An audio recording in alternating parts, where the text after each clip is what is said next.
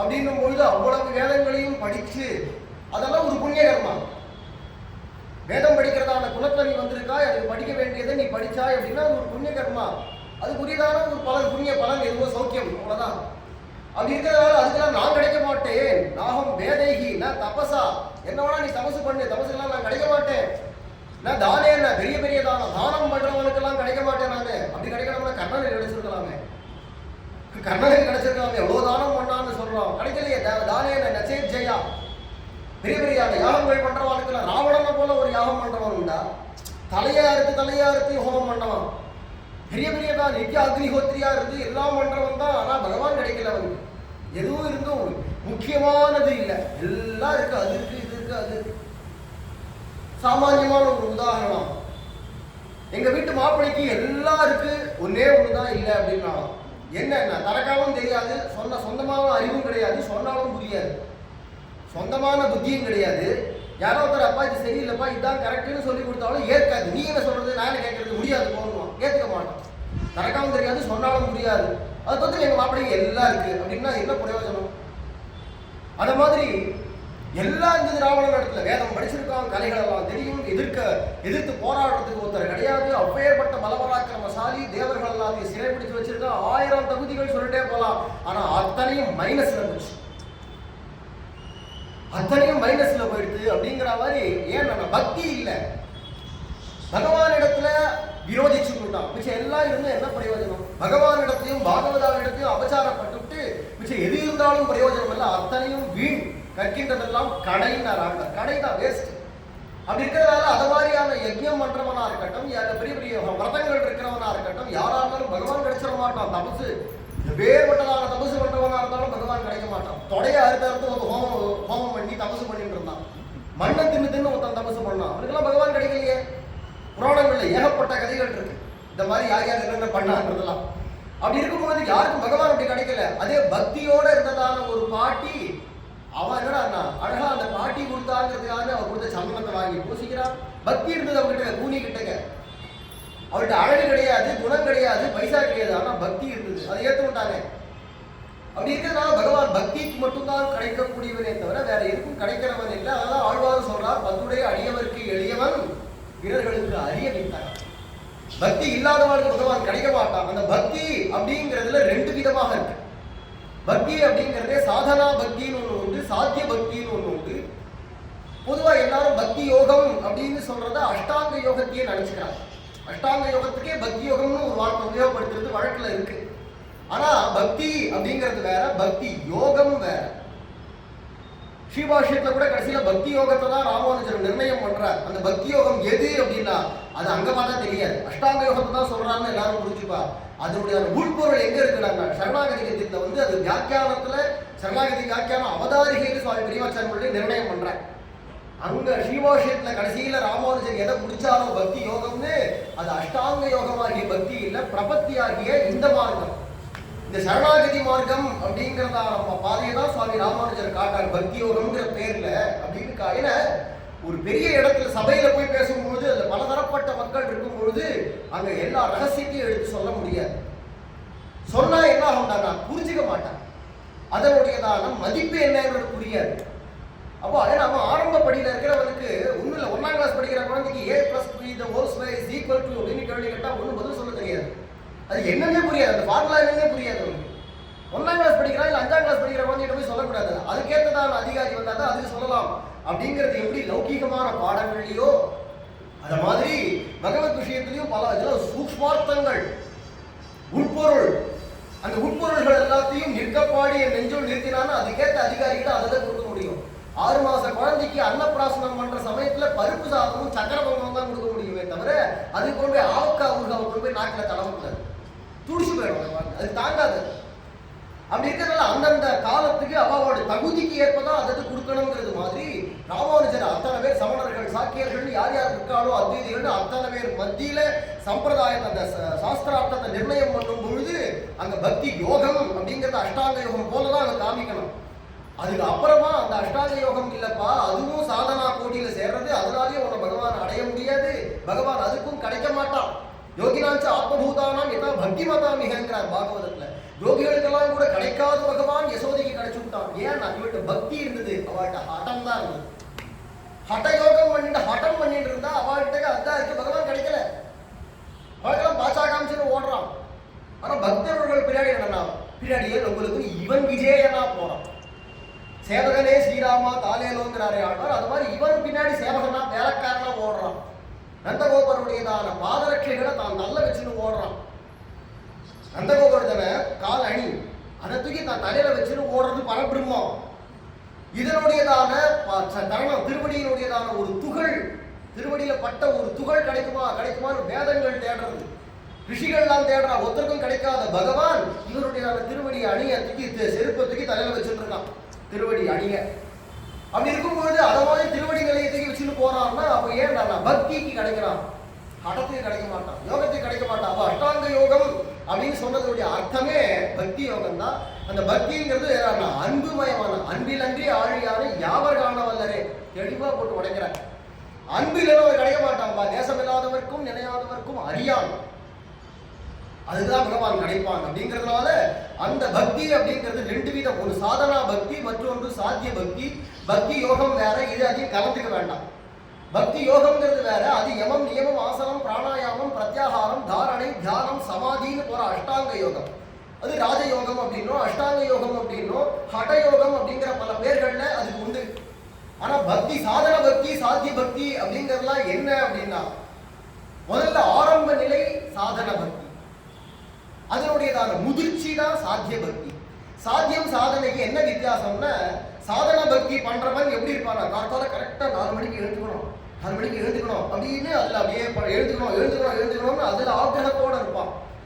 எழுந்த உடனே தீர்த்தம் மாறிடணும், குளிச்சு விடணும், உடனே நெத்தி கட்டிக்கணும், உடனே அனுஷ்டானங்களை முடிக்கணும், ஜபங்கள் எல்லாத்தையும் முடிக்கணும், திருவாராதனம் பண்ணணும், பாராயணம் பண்ணணும், அப்படின்னு வரிசையா இதெல்லாம் பண்ணணும்னு பண்றது சாதன பக்தி. இதை பண்ணாம என்னால இருக்க முடியாது அப்படின்னு ஆயிடுச்சுன்னா அது சாத்திய பக்தி. பிரேம பக்தின்னு அதுதான் சாத்திய பக்தி தான் பிரேம பக்தின்னு பெயர். சாதனா பக்திங்கிறத பக்தின்னு சொல்றோம். அப்போ ஆரம்பம் அப்படிங்கிறச்ச முதல்ல நமக்கு பழக்கப்படாத ஒரு விஷயத்தை நம்ம பழகிக்கிறோம். அப்போ அது என்ன ஆகும், அது பண்ணணும் 8 மணி ஆச்சுன்னா பள்ளிக்கூடத்துக்குள்ள நுழைஞ்சிருக்கணும் அப்படின்னு சொல்றச்ச முதல்ல 8 மணிக்கு போயிடணும், 8 மணிக்கு போகணும்னு கொஞ்சம் முன்ன போகும் பின்ன போகும் கொஞ்சம் அப்படியே அபியாசம் பழக்கப்படுத்துற நிலை இருக்கே, அதுதான் சாதனை. முயற்சின்னு அர்த்தம் சாதனைன்னு, முயற்சி பண்றதுக்கு தான் சாதனைன்னு பெயர். அப்போ அது முயற்சி பண்றது முதல் நிலை. அதுக்கப்புறம் சாத்தியமா எடுத்துனா இனி அது மாறாதுன்னு ஆயிடுது, அது மாறாது அப்படியே ஆயிடுறது இல்லையா. அந்த மாதிரி இருக்கிறதா சாத்திய பக்தி. இனி இதை பண்ணாம இருக்க முடியாது அப்படின்னு ஆயிடுது. அந்த மாதிரியான நிலை வருது அப்படிங்கிறது ரொம்ப அது அடுத்த நிலை, அதனுடைய முதிர்ந்த நிலை, பக்தியினுடைய முதிர்ச்சியான நிலை. அந்த நிலையில யார் ஒருவன் இருக்கானோ அவனை விட்டு ஒரு நொடி கூட பகவான் பிரியறது இல்லை, அவனோடையே இருப்பான்.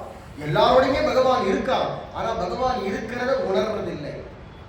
அது உணர்வு நமக்கு எப்போ தெரியும், பகவான் நம்ம கூடவே தான் இருக்கான், அவன் இருக்கான். ஆனா அது பேசுறதோ அவன் விளையாடுறதெல்லாம் நமக்கு புரியணுமாகனா அது கேட்டதான அந்த பாவனை பாவா பிரகர்ஷம் வந்தாதான் அது புரியும். அப்படிங்கிறதுனாலதான் பாவனை அதனை கூடில் அவனையும் கூடலாமே சுவாமி நம்மாழ்வார் சொல்றார் திருவாய்மொழியில. அப்ப அந்த பாவனை வரணுமானா அந்த பாவனைகள் மேல மேல மேல மேல பாவனா லோகம்ங்கிறதே தனி, அது பிராகிருதமான லோகம்ங்கிறது வேற, பாவனா லோகம்ங்கிறது வேற. அது பக்தியினுடையதான பிரேம பக்தி யாருக்கு வருதோ அவளுக்கு தான் பாவனா லோகமே புரியும். அங்கதான் பாவங்கள் புதுசா வரும். பகவான அவனுடைய அனுகிரகங்களால அவன் காட்ட அந்த பாவங்கள் எல்லாம் குறிக்கும். அப்படின்னும் பொழுது அப்பேற்பட்டதான பக்தன் இடத்துல பகவான் வசப்பட்டு இருப்பான். பக்தஸ்ய வசகோ ஹரி, பக்தஸ்ய வசகம் மந்திரம், பக்தஸ்ய வசகோ ஹரி, பக்தஸ்ய வசகோ தேவஹா. பக்தனுக்கு ஆச்சாரியனும் பக்தனுக்கு வசப்பட்டு இருக்கக்கூடியவன், மந்திரமும் பக்தனுக்கு வசப்பட்டு இருக்கும், பகவானும் பக்தனுக்கு வசப்பட்டு இருப்பான். ஏன் அப்படின்னா அந்த பக்தி சர்வ வசங்கரி, பக்திங்கிறது எல்லாரையும் வசப்படுத்திடும். அப்படி இருக்கிறதுனால பக்தி அப்படிங்கிறது யார் ஒருவருக்கு பக்திங்கிறதே அந்த ஹடயோகமா இருக்கிறத நினைச்சிக்க கூடாது. பக்திங்கிறது இந்த பிரேம பக்தியை தான் சொல்றோம். அந்த பிரேம பக்தி தான் முயல்கின்றேன் உந்தன் மொழிகளுக்கு அன்பையே, அன்பதான் சொல்றோம். அன்புதான் பிரேமை தான் அன்பு. அப்படி இருக்கிறதுனால அந்த பக்தி அப்படிங்கிறதுனால லோகத்தை கிடைக்காத ஒன்று. பிரதேசதே குவாபி பாத்திரே அப்படின்னு சொல்றார், பிரகாசதே குவாபி பாத்திரே அப்படின்னு சொல்றார். அப்ப யாரோ ஒருத்தர் இடத்துல தான் அந்த பிரேம பக்திங்கிறது வரும். பிரேம பக்தரை புரிஞ்சிக்கவே முடியாது. சைனாதபி கடோரம்ன்றது குசுமாதபி பேலவம் பிரேம பக்தஸ்ய ஹிருதயம் ஞாதும் கோபின சக்னியாது என்று சாஸ்திரம் சொல்றது. அப்போ பிரேம பக்தனுடையதான ஹிருதயம் மனசு அப்படிங்கிறதோ அவனுடைய பாவங்களோ அவனுடையதான நிலை என்னங்கிறதோ ஜடோன்மத்த பிசாசவத்தினர் பிசாசு மாதிரி பைத்தியம் முடிச்சவனை போலையும் உண்மத்தனை போலையும் கிடப்பான் பக்தன். பிரேம பக்தனை சொல்றது அவனுடைய நிலைமை என்னடா உலகத்துக்கு புரியாது. அழுவன் தொழுவன் ஆடிக்காண்வன் பாடி அலற்றுவன் அப்படின்னு ஆழ்வார் சொல்றாரு. அந்த மாதிரி ஒரு சமயம் திடீர்னு ஓன்னு அழுவா, ஒரு சமயம் கலகலகலகலகலன்னு சிரிப்பான், ஒரு சமயம் பைத்தியம் போல உருண்டு பரண்டு இருப்பான், ஒரு சமயம் பார்த்தா எங்கனே தெரிக்கே உன்னை விட்டணும்னு ஓடுவான். எப்ப எதை பண்ணுவான்னு தெரியாது. திடீர்னு ஒரு மேகம் வந்தா ஓன்னு அழுவான். ஏன்னா மேகத்தை பார்த்தா சந்தோஷப்படுறதை விட்டு நல்ல காரிருள் மேகம், அதுவும் நல்ல கோடை காலத்துல ஜில்லுன்னு அந்த சுற்றுச்சூழலையே தன்மையாக்கிட்டு வரக்கூடிய மேகத்தை பார்த்துட்டு ஏன் அழற என்ன நீலமேக வண்ணனா இருக்கே இதை பார்த்தா இங்க கிருஷ்ணன் ஞாபகம் வருதேன்னு அப்படியே மூர்ச்சிச்சு கூட கீழே வந்துருவான், மயக்கம் போட்டு கூட கீழே வந்துருவான் பக்தன். இதெல்லாம் என்னன்னு நமக்கு புரியாது. பக்தியால ஒருத்தர் மயக்கம் போட்டு விடுவானா? சாப்பாடு சாப்பிடல 10 நாளா பட்னின்னா மயக்கம் போட்டு கீழே விடுவான். இல்லை ஏதோ பிரச்சனை அப்படின்னா அதனால தலை சுற்றி கீழே விடுவான். காதில் ஏதாவது உள்ள பெரிய அளவில் பிரச்சனை இருக்குன்னா தலை சுற்றி மயக்கம் போட்டு விடுவான். இதெல்லாம் மருத்துவ ரீதியாக சொல்லக்கூடிய விஷயங்கள். ஆனால் பக்தியினுடைய மேலீட்டுனால இந்த மாதிரி மயக்கம் போடுறது, மூட்டுகளுக்கு மூட்டு விலகி போறது, மேனி சிலிர்க்கிறது, கண்கள்லாம் கண்ணீர் கொட்டுறதோ தொண்டை தழுதழுக்கிறதோ இதெல்லாம் வருமா? உயிர் போற நிலை உள்பட வந்துடும். ராவணத்தில் இருக்கக்கூடியதான பிரேமையினால தசரதர் உயிரையே விட்டுவிட்டார்.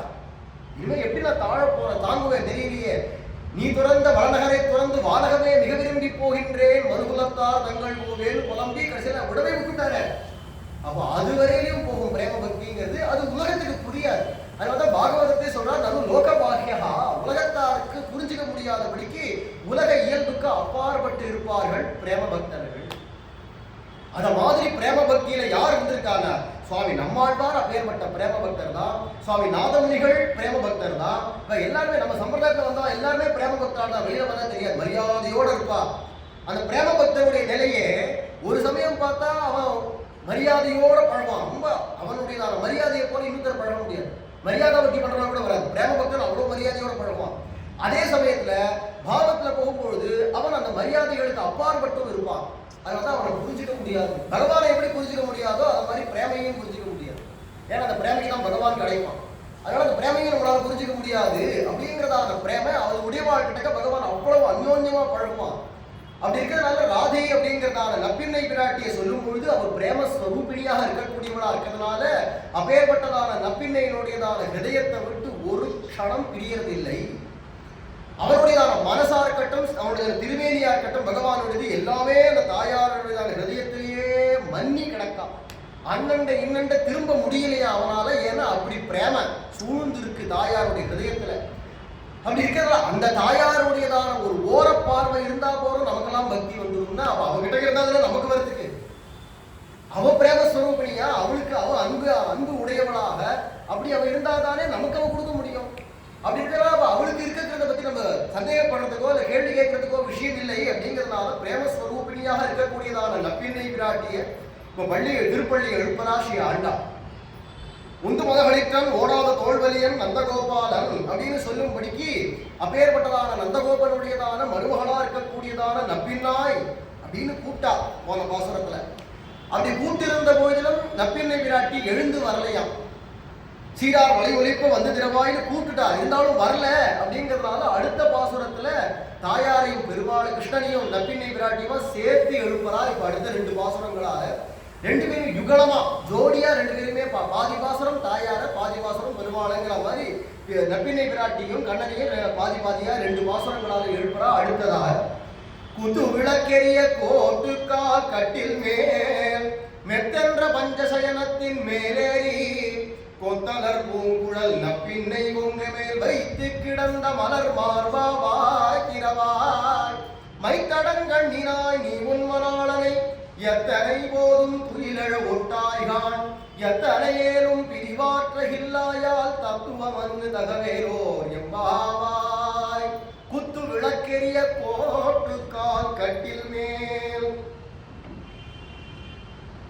ஆண்டாள் வாசல்ல இருந்து நப்பின்னங்கா அப்படின்னு கூப்பிடுறா இல்லையா, நப்பின்னை அப்படின்னு சொல்லி கூப்பிட்டு வெளில வந்து கதவை தர வளைய சீரா வலை ஒலிப்ப வந்து திரவாய் அப்படின்னு கூப்பிட்டதும் நப்பின்னை பிராட்டி எழுந்து வந்து திறக்கணும்னு நினைக்கிறானோ. அவசரமா எழுந்துக்கிறாளாம். ஆனா கண்ணன் விட மாட்டேங்கிறான். சேர்த்து பிடிச்சி நீ போகாத நான் போறேன் அப்படிங்கிறான். ஏன்னா அவன் நம்ப பக்தாள். உங்ககிட்ட பிரியமாக உடையவர்களாக ஒன்னை முன்னிட்டு வரா அப்படின்னா அப்ப அவன் எனக்கு ரொம்ப முக்கியமாச்சே. எனக்கு பிராட்டி கிட்ட இருக்கிறதான பிரியம் அவாதூருக்கு போறது. அதனாலதான் சொன்னார், வேதம் வல்லார்களை கொண்டு விண்ணோர் பெருமான் திருப்பாதம் பணிந்து அப்பேற்பட்டதான பெரியோரை ஒருகாலும் பிரிகிறேனே எல்லாம் ஆழ்வார்கள் காட்டுறாளே. ஏன் அப்படின்னா அப்பேற்பட்டவாளை முன்னிட்டு போனாதான் பகவானுக்கு நம்ம கிட்ட பிடிக்கும். அவளை பார்ப்பான். அவன் அப்பேற்பட்ட மகாத்மாக்களை பார்த்துட்டு அவ பின்னாடி வரப்படுவாளுக்கு அப்படியே மொத்த கடாட்சம். அவளுக்கு என்ன கடாட்சமோ அது அப்படியே நமக்கும் சேர்ந்து கிடைக்கும். ராமானுஜர் பின்னாடி போறதான அத்தனை பேருக்கும் பகவான் அப்படி குளிர்ந்த கடாட்சம் பண்ணானா. திருக்குறுங்குடி நம்பி உடையவரை பார்க்க மாட்டேங்கிறார். ராமானுஜர் முன்னாடி நிற்கிறார், இவரை பார்க்க கடாட்சம் பண்ண மாட்டேங்கிறாராம் நம்பி. அப்படியே எட்டி எட்டி பார்க்கிறார். அப்படியே எங்கேயோ கடைசியில யார் நிற்கிறாரு, கடைசியில இருக்கிறவா வரைக்கும் அத்தனை சிஷ்யாளுக்கும் கடாட்சம் போகுதான். உடையவர் என்னடா நம்மள முன்னாடி நம்ம நிற்கிறார், நம்மளை கடாட்சிக்க மாட்டேங்கிறாரு. என்ன கடாட்சிக்கலான்னு அர்த்தம் இல்லை, இவரை பார்த்துட்டு இந்த கண் பார்வையோட அப்படியே அந்த பின்னாடி அத்தனை பேருக்கும் கடாட்சம் பண்ணார். இதுதான் சுவாமி ஆளவந்தாரும் ரங்கநாதன் சொல்லும் பொழுதும் பிதாவகம் நாதமுனின் விலோக்கிய பிரசீத. என்ன நேரம் பார்த்தோன்னா உன்னால கண்டிப்பா எனக்கு கருணையே பண்ண முடியாது. அப்புறமா உனக்கு கிருபாளுங்கிற பேரே நிலைக்காது. ஏன் நிலைக்காதுன்னா அவனால கருணை பண்ண முடியாது. என்ன பார்த்தா ஏன் உன்னை பார்த்தா கருணை பண்ண முடியாதுன்னா என்னையும் பார்த்து என் இயல்பையும் பார்த்து அப்படிங்கிறாரு அமுதனார். அது மாதிரி என்னுடையும் நான் இருக்கக்கூடிய நடத்தையும் பார்த்தோன்னா ஒரு காலம் நீ கருணையே பண்ண முடியாது. ஏன் அவ்வளவு இல்லாத பொல்லாத குற்றங்கள் எல்லாத்தையும் பண்ணி வச்சு என்னை போல் பழிசெய்வார் இவ்வுலகில் உண்டோ, உன்னை போல் பொறுக்க வல்லார் உண்டோ. அது மாதிரி ஊர்ல இருக்கக்கூடியதான அத்தான அபச்சாரங்கள், மகாபச்சாரங்கள், அசஹ்யாபச்சாரங்கள் என்னென்ன உண்டோ, பகவத் அபச்சார, ததீயாபச்சார, மகா ஆச்சாரிய அபச்சாரங்கள் எல்லாத்தையும் மொத்தமா பண்ணவன் நான் தான். அது அத்தனுடைய முழு உருவமும் நான் தான். அதனால நீ என்ன பார்த்தன்னா ஒரு காலம் உனக்கு கருணையே பண்ண முடியாது பிரபு. அதனால நீ என்ன பண்ண, எங்க பிதாமகராக தாத்தாவா இருக்கக்கூடியதான எனக்கும் பரமாச்சாரியரான சுவாமி நாதமுனிகளை பாரு. அவர் எப்பேற்பட்டவர்னா பிரேம பிரகர்ஷாவதும் அன்பு, அந்த பிரேமை அப்படிங்கிறதுக்கு ஒரு எல்லை அப்படின்னு ஏதாவது ஒன்று இருந்துதானா அதனுடையதான உச்சத்துல இருக்கக்கூடியவர் சுவாமி நாதமுனிகள். அப்பேற்பட்டதான நாதமுனிகளை பார்த்துட்டு அவருடைய பேரன் அப்படின்னு பார்த்தியானா எனக்கும் ஏதோ கடாட்சம் உன்னால பண்ண முடியும், நானும் ஏதோ கொஞ்சம் லாபம் இருக்கு, எனக்கும் ஏதோ கருணைங்கிறது உன்னுடைய கிடைச்சி நானும் உயிர்ந்து வருவேன். இல்லைன்னா எனக்கு உயிர்வாயம் கிடையாது அப்படின்னு சுவாமி ஆளவந்தார் சொல்றாருன்னா. ஏன்னா பெரியோர்களை முன்னிட்டு போனோம்னா தான் நமக்கு கடாட்சமா இருக்கிறதுனால இப்ப பெரிய பிராட்டியாரா இந்த அவதாரத்துக்கு கிருஷ்ணாவதாரத்துக்கு பெரிய பிராட்டியார் யாருன்னா நப்பிண்ணை பிராட்டியார். அதனால இந்த மாசத்துல திருவே அப்படிங்கிற திருவுன முக்கியமான பட்ட மகிழ்ச்சி கிருஷ்ணாவதாரத்துக்கு இந்த நப்பிண்ணை பிராட்டியா இருக்கிறதுனால அவளை முன்னிட்டு ஸ்ரீ ஆண்டாள் வந்திருக்காங்க. உடனே கண்ணன் நினைக்கிறான், அப்போ நம்ம எல்லாம் போகணும், இப்ப ராதை போய் கதவு தரக்கூடாது, நப்பிண்ணை விராட்டி போய் கதவு தரக்கூடாது, நம்ம தான் போய் கதவு திறக்கணும். ஏன்னா இப்ப தனக்கு பிரியான அந்த பட்ட மகிழ்ச்சியான நப்பிண்ணை விராட்டிக்கு கிங்கரிகளாக சேவை பண்ணக்கூடியவர்களா தோழிகளாக வந்திருக்கக்கூடியவா அப்படின்னும் பொழுது அவளுக்கு நம்ம தான் போய் உபகாரம் பண்ணணும் அப்படின்னு கண்ணன் தான் எழுந்துக்கணும்னு நினைச்சு ராதையை பிடிச்சி படுக்க வைக்கிறான். நீ இரு நான் போறேன், அவளை என்னுடைய கோஷ்டி அதனால நான் தான் போவேன் அப்படின்னு பாருங்களேன். நம்மளை பாதுகாக்கிறதுக்காக நமக்கு அனுகிரகம் பண்றதுக்காகன்னு ஒரு யுகலம் முற்படுறது. நான் போட்டி போடுறாங்கச்சு. அப்புறமா நமக்கு என்ன கவலை, நம்மளை பார்த்துக்கிறதுக்கு ஒருத்தர் இல்லை 2 பேர் இருக்கா. ஒரு தம்பதிகள் தாயும் தகப்பனமாக இருந்து ஒரு குழந்தையை எப்படி அரவணைச்சு பார்த்துப்பாளோ, எந்த விதத்திலையும் அவனுக்கு சிரமம் ஏற்படாதபடிக்கு பார்த்துப்பாளோ, அதை மாதிரி நம்மளை பார்த்துக்கிறதுக்கு ஒரு மிதுனம் இருந்தபடி அப்படின்னு நீங்க வியாக்கியானம் பண்றார். அப்பேற்பட்டதாக கிருஷ்ணனும் அந்த நப்பிண்ணை பிராட்டியமாக போட்டி போட்டுட்டு கடைசியில் 2 பேருமே வரல. 2 பேர் கிருஷ்ணன் அந்த நப்பிண்ணை பிராட்டியை கட்டி பிடிச்சிக்கிறான், அவன் இவனை பிடிச்சிக்கிறான். 2 பேருமா அந்த மெத்தன்ற பஞ்சசேரத்திலே பள்ளி கொண்டு இருக்கா. அப்படியே இருக்காங்கிறத பார்த்ததும் இது என்னது இப்படி ஆயிடுச்சு. தாயார் வரப்போறான்னு பார்த்தா தாயார் வரல, பெருமாள் வரப்போறான்னு பார்த்தா பெருமாள் வரல. 2 பேருமா போட்டி போட்டு கட்சியில் அங்கேயே இருக்காளே, வந்து அனுகிரகம் பண்ண வேண்டாமா, கதவை திறக்க வேண்டாமா அப்படிங்கிறதுக்காக இப்ப அடுத்த பாசனம் பாடா. குத்து விளக்கெரிய கோட்டு கால் கட்டில் மேல், குத்து விளக்கு எரிய எங்க பார்த்தாலும் சுற்றும் அந்த குத்து விளக்கு எரியதான் மங்களார்த்தமாக. பொதுவாகவே வீடுகள்லயே விளக்கெல்லாம் இருந்தா கூட ஆனா வீட்டுல மங்களார்த்தமாக விளக்கு ஏற்றணும். இவ்வளவு லைட்டு தான் இருக்கேன், எதுக்கு விளக்கு அப்படின்னு கேட்கக்கூடாது. அந்த விளக்கு மங்களம், அந்த விளக்கு எரியணும். அதுலயும் ஒத்த முகமா விளக்கு ஏற்றக்கூடாது, 2ஆ ஏற்றலாம் இல்ல 5ஆ ஏற்றலாம். அதெல்லாம் முறைகள். இல்லைன்னா 5 விளக்கா 5 முகம் உடையதால 2 குத்து விளக்கு ஏற்றலாம். அது மாதிரிலாம் முறைகள் இருக்கு இல்லையா. அது மாதிரி விளக்கு இல்லாம இருக்கக்கூடாது, விளக்கு எரியணும். அது மங்களார்த்தம் அப்படிங்கிறதுனால இங்க பார்த்தாலும் இதுல மங்களார்த்தம் மட்டும் இல்ல, விளக்கு ஒளியறதுக்காகவே எங்க பார்த்தாலும் ஏற்றி வச்சிருக்காலும் அது பெரிய பெரிய கற்பூர தீபங்கள். எங்க பார்த்தாலும் குத்து விளக்கு எரியறது. இங்க ஆண்டாள் சொல்றா, இங்க 5 லட்சம் பேருடையதான ஹிருதயத்துல விளக்குகள் எல்லாம் புகைஞ்சிட்டு கிடக்கு. அங்க அழகா குத்து விளக்கு எரியறதே, அங்க உள்ளுக்குள்ள எப்படி எரியறதோ அது மாதிரி இங்கேயும் எரிய வைக்க வேண்டாமா நீ அப்படின்னு சொல்றாளாம் நப்பிண்ணை பிராட்டியை பார்த்து.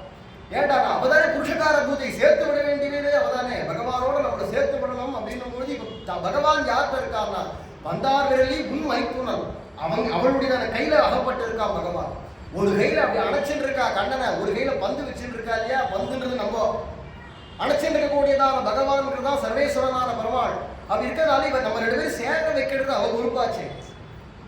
தாயார் அப்படிங்கிறதே ஆச்சாரிய ஸ்வரூபம். ஆச்சாரியர் தாயார் 2 பேருமே ஒரே தத்துவம் தான். நம்ம சம்பிரதாயத்துல ஆச்சாரியர் வேற, சம்பிரதாயத்துல வேறதே அப்படிதான் இருக்கு. தாயாரும் ஆச்சாரியரும் 2 பேரும் ஒரே ஸ்தானம் தான், ஒரே தத்துவம் தான். 2 பேருமே புருஷகார பூதர்கள் தான். அப்படி இருக்கிறதுனால அந்த ஆச்சாரியர் கையில தான் நம்மளும் இருக்கோம், ஆச்சாரியர் கையில தான் பகவானும் இருக்காரு. அதனாலதான் சுவாமி ராமானுஜர் பாருங்க கை குவிச்சுட்டு இருப்பார். அதே மாதிரி சுவாமி மணவாள மாமையோட பாருங்க கை குவிச்சுட்டு இருப்பார். பின் எதுக்காக நம்மளையும் பகவானையும் அவர் சேர்த்து வைக்கிறவருங்கிறதுக்காக தான் எல்லா ஆச்சாரியர்களுமே கை குவிச்சுட்டு இருக்கிறது. ஏன் அப்படின்னா ஒவ்வொருத்தரையும் அது கூட நிறைய ஆச்சாரியர்களை பார்க்கலாம். யாரோ ஒருத்தரை பார்த்தாலும் உடனே எடுத்துக்க சேவிப்பா, கையெடுத்து அஞ்சலி பண்ணுவா. நமக்கு வணக்கம் தெரிவிக்கிறாளா, அது வணக்கம்னு உடுகுல ராமானுஜர் எல்லா இடத்துலையும் இருக்கா, பகவான் எல்லா இடத்துலையும் இருக்கா, அதுக்காக சேவிக்கிறாங்கிறது ஒரு அர்த்தம். இன்னொரு அர்த்தம் என்ன தெரியுமா, ஒரு ஜீவன் பந்தத்துல இந்த ஜீவனையும் பகவானையும் சேர்த்து வைக்கும், இந்த ஜீவனையும் பகவானையும் சேர்த்து வைக்கிறோங்கிறதான அந்த சுபாவமா அது அப்படியே வருதான். அதனால கை குவிக்கிறதுக்கே என்ன அர்த்தம், ஆச்சாரியர்கள் கை குவிச்சாலும்னா என்ன அர்த்தம், பகவானை எப்படி சேர்த்து வைக்கிறாங்க. அப்படி இருக்கிறதுனால அப்படி தாயார் நம்மளை சேர்த்து வைக்க வேண்டியவளான புருஷகார பூத்தியா இருக்கக்கூடியவள் அவகையில் அகப்பட்டிருக்கான் பகவான். அவன் கிடைச்சாதானே இங்க விளக்கு எரி இருக்கு. அப்படி இருக்கிறதுனால இந்த பகவான் நமக்கு கிடைக்கணுமே, குத்து விளக்கெரிய. அப்படி எல்லாம் எங்க பார்த்தாலும் நாங்கள் எல்லாரும் எங்கேயாவது கிடைக்குமா, அவகாசம் கிடைக்குமா அப்படின்னு பார்த்து ஐயோ புல்லுகள்லாம் சிலம்புறதே, பொழுது விடிஞ்சிட போறதே, இருட்டோட இருட்டா போய் தானே கிருஷ்ணனை சந்திக்க முடியும் அப்படின்னு ஏங்கின்னு இருக்கிற சமயத்துல, ஆனா உனக்கோ என்னடானா எந்த விதமான கூச்சமும் இல்லாம சங்கோஜம் இல்லாம எப்பொழுதும் விளக்க நாங்களாம் இருட்ட நாடி போக வேண்டியதா இருக்கு. இருட்டு கிடைக்குமா, அங்க போய் பகவான் யாராவது பார்த்தா ஏதாவது பேச போறாளே அப்படின்னு யோசிக்க வேண்டியதா இருக்கு. ஆனா உனக்கோ என்னடா விளக்கை ஏற்றி நிம்மதியா பகவானோட சம்சேஷிக்கும்படியான ஒரு பாக்கியம் பெற்றபடி இருக்கிறச்சு. அப்ப எங்களுக்கும் அந்த பாக்கியத்தை தர வேண்டாமா அப்படிங்கிற அர்த்தத்துல குத்து விளக்கெரிய கோட்டு கால் கட்டில் மேல். கோட்டு அப்படின்னா தந்தம்னு அர்த்தம். அப்படி கோட்டுன்னா தந்தம். எந்த தந்தம் அப்படின்னா குவலையா பீடம் அப்படிங்கிறதான யானைய ஓங்கி ஒரு குத்து விட்டு மண்டையில அது வாழ் ஊழு பிளிர அதனுடைய தும்பிக்கையை பிடிச்சி சுழட்டி ஓங்கி அடிச்சு அது மொத்தமா உயிரை விட அதனுடையதான வாழ்ப்பான 4 தந்தங்களையும் பிடிங்கினான் கண்ணன். அப்படி அந்த பல்லு பிடுங்கிறது நம்ம பல்லு தானே தந்தம், அதுக்கு தந்தம்னா பல்லுன்னு தான் அர்த்தம். அது நம்மளுடைய பல்லே பாருங்களேன் எவ்வளவு கடினமா இருக்கும் தெரியுமா, இவ்வளவு சுலமா பிடிக்க முடியாது. பல் டாக்டர்கிட்ட போய் கேட்டா தெரியும். அது சொந்த பல்ல கூட கொஞ்சம் அப்படி அப்படி பிடிக்கிறாலும் பிடிக்கிறலாம் நன்னா இருக்கிறவங்கள பிடிக்கவே முடியாது, ரொம்ப சிரமப்படுவா, பிடிக்க முடியாது அப்படிலாம் நேசல. அப்படி இருக்கிறதான பல்லு நமக்கேமே யானைக்கு எப்படி இருக்கும், வேறு ஊன்றி போய் அதுவும் அப்பேற்பட்டதான பெரிய வாழ்ப்பான தந்தம் உடையதான யானைய லகுவா அதனுடைய கொம்பினை பறித்து அதன் பாதனை சாடி கூப்பிடுற லகுவா பிடிக்கிட்டானா வேரோட அந்த கொம்பை பிடுங்கி அந்த தந்தத்தை பிடுங்கி தன்னுடையதான நண்பனாக இருக்கக்கூடியதான ஸ்ரீதாமாங்கிற தோழனிடத்துல ஏ ஸ்ரீதாமா இந்த அப்படி அப்படின்னு அந்த தந்தத்தை கொடுத்தானோ. எதுக்குறாங்க, உன்னுடையதான தங்கையா இருக்கக்கூடியதான நப்பிண்ணை பிராட்டிக்கு இதை கொண்டு போய் இதால ஒரு கட்டில் பண்ணி போடு அப்படின்னு சொன்னான் கிருஷ்ணன். அவன் கொண்டு வந்து கட்டில பண்ணி கொடுத்ததுனால அதான் கோட்டுக்கால் கட்டில் மேல். மற்றும் என்னடா கிருஷ்ணன் அந்த 7 காளைகளையும் அடக்கினான் இல்லையா, அந்த காளைகளுடையதான கொம்புகள்லாம் உடஞ்சி விழுந்துட்டான். அது திமிரல்ல கிருஷ்ணன் ஓங்கி ஒரு அடக்கிறச்சே அது திமிர இவனுடையதான பலத்துல அந்த கொம்புகள்லாம் உடஞ்சி போய் அதெல்லாம் கீழே விழுந்தது எல்லாத்தையும் எடுத்து அதால ஒரு கட்டில் பண்ணி கட்டிலுக்கு கால்களுக்கு கொடுத்துருக்காளா. அதனால அப்பேற்பட்ட கோட்டுன்னு கொம்புன்னு ஒரு அர்த்தம். அதனால கோட்டுக்கால் கட்டில் மேல் அப்பேற்பட்ட, ஏன்னா வீரபத்னிகளுக்கு அத மாதிரி படுக்கையில்தான் படுத்துக்க தோணும். நப்பிண்ணை விராட்டில வீரபத்னியா இருக்கிறதுனால அவளுடைய கிருஷ்ணன் தன்னுடைய பலத்தை கொண்டு சம்பாதிச்சதான ஒரு வஸ்துன்னு அவளுக்கு ரொம்ப பிரியப்பட்டதா இருக்கு. பொதுவாகவே மனைவிமார்களுக்கு கணவன் தன்னுடைய சொந்த உழைப்பை சம்பாதிச்சு ஒரு முழம் புஷ்பம் வாங்கி கொடுத்தா கூட நீ வாங்கி கொடு, யார்கிட்ட போய் இரவல் வாங்கி வந்து கொடுத்தா அப்படின்றது பிடிக்காது. நீ உன் உழைப்புல சம்பாதிச்சு கொண்டு கொடு, நான் உனக்கு உரிய வாங்கிச்சு நீ என்ன கொடுக்கணும் இல்லையா அப்படின்னு கேட்பாளே.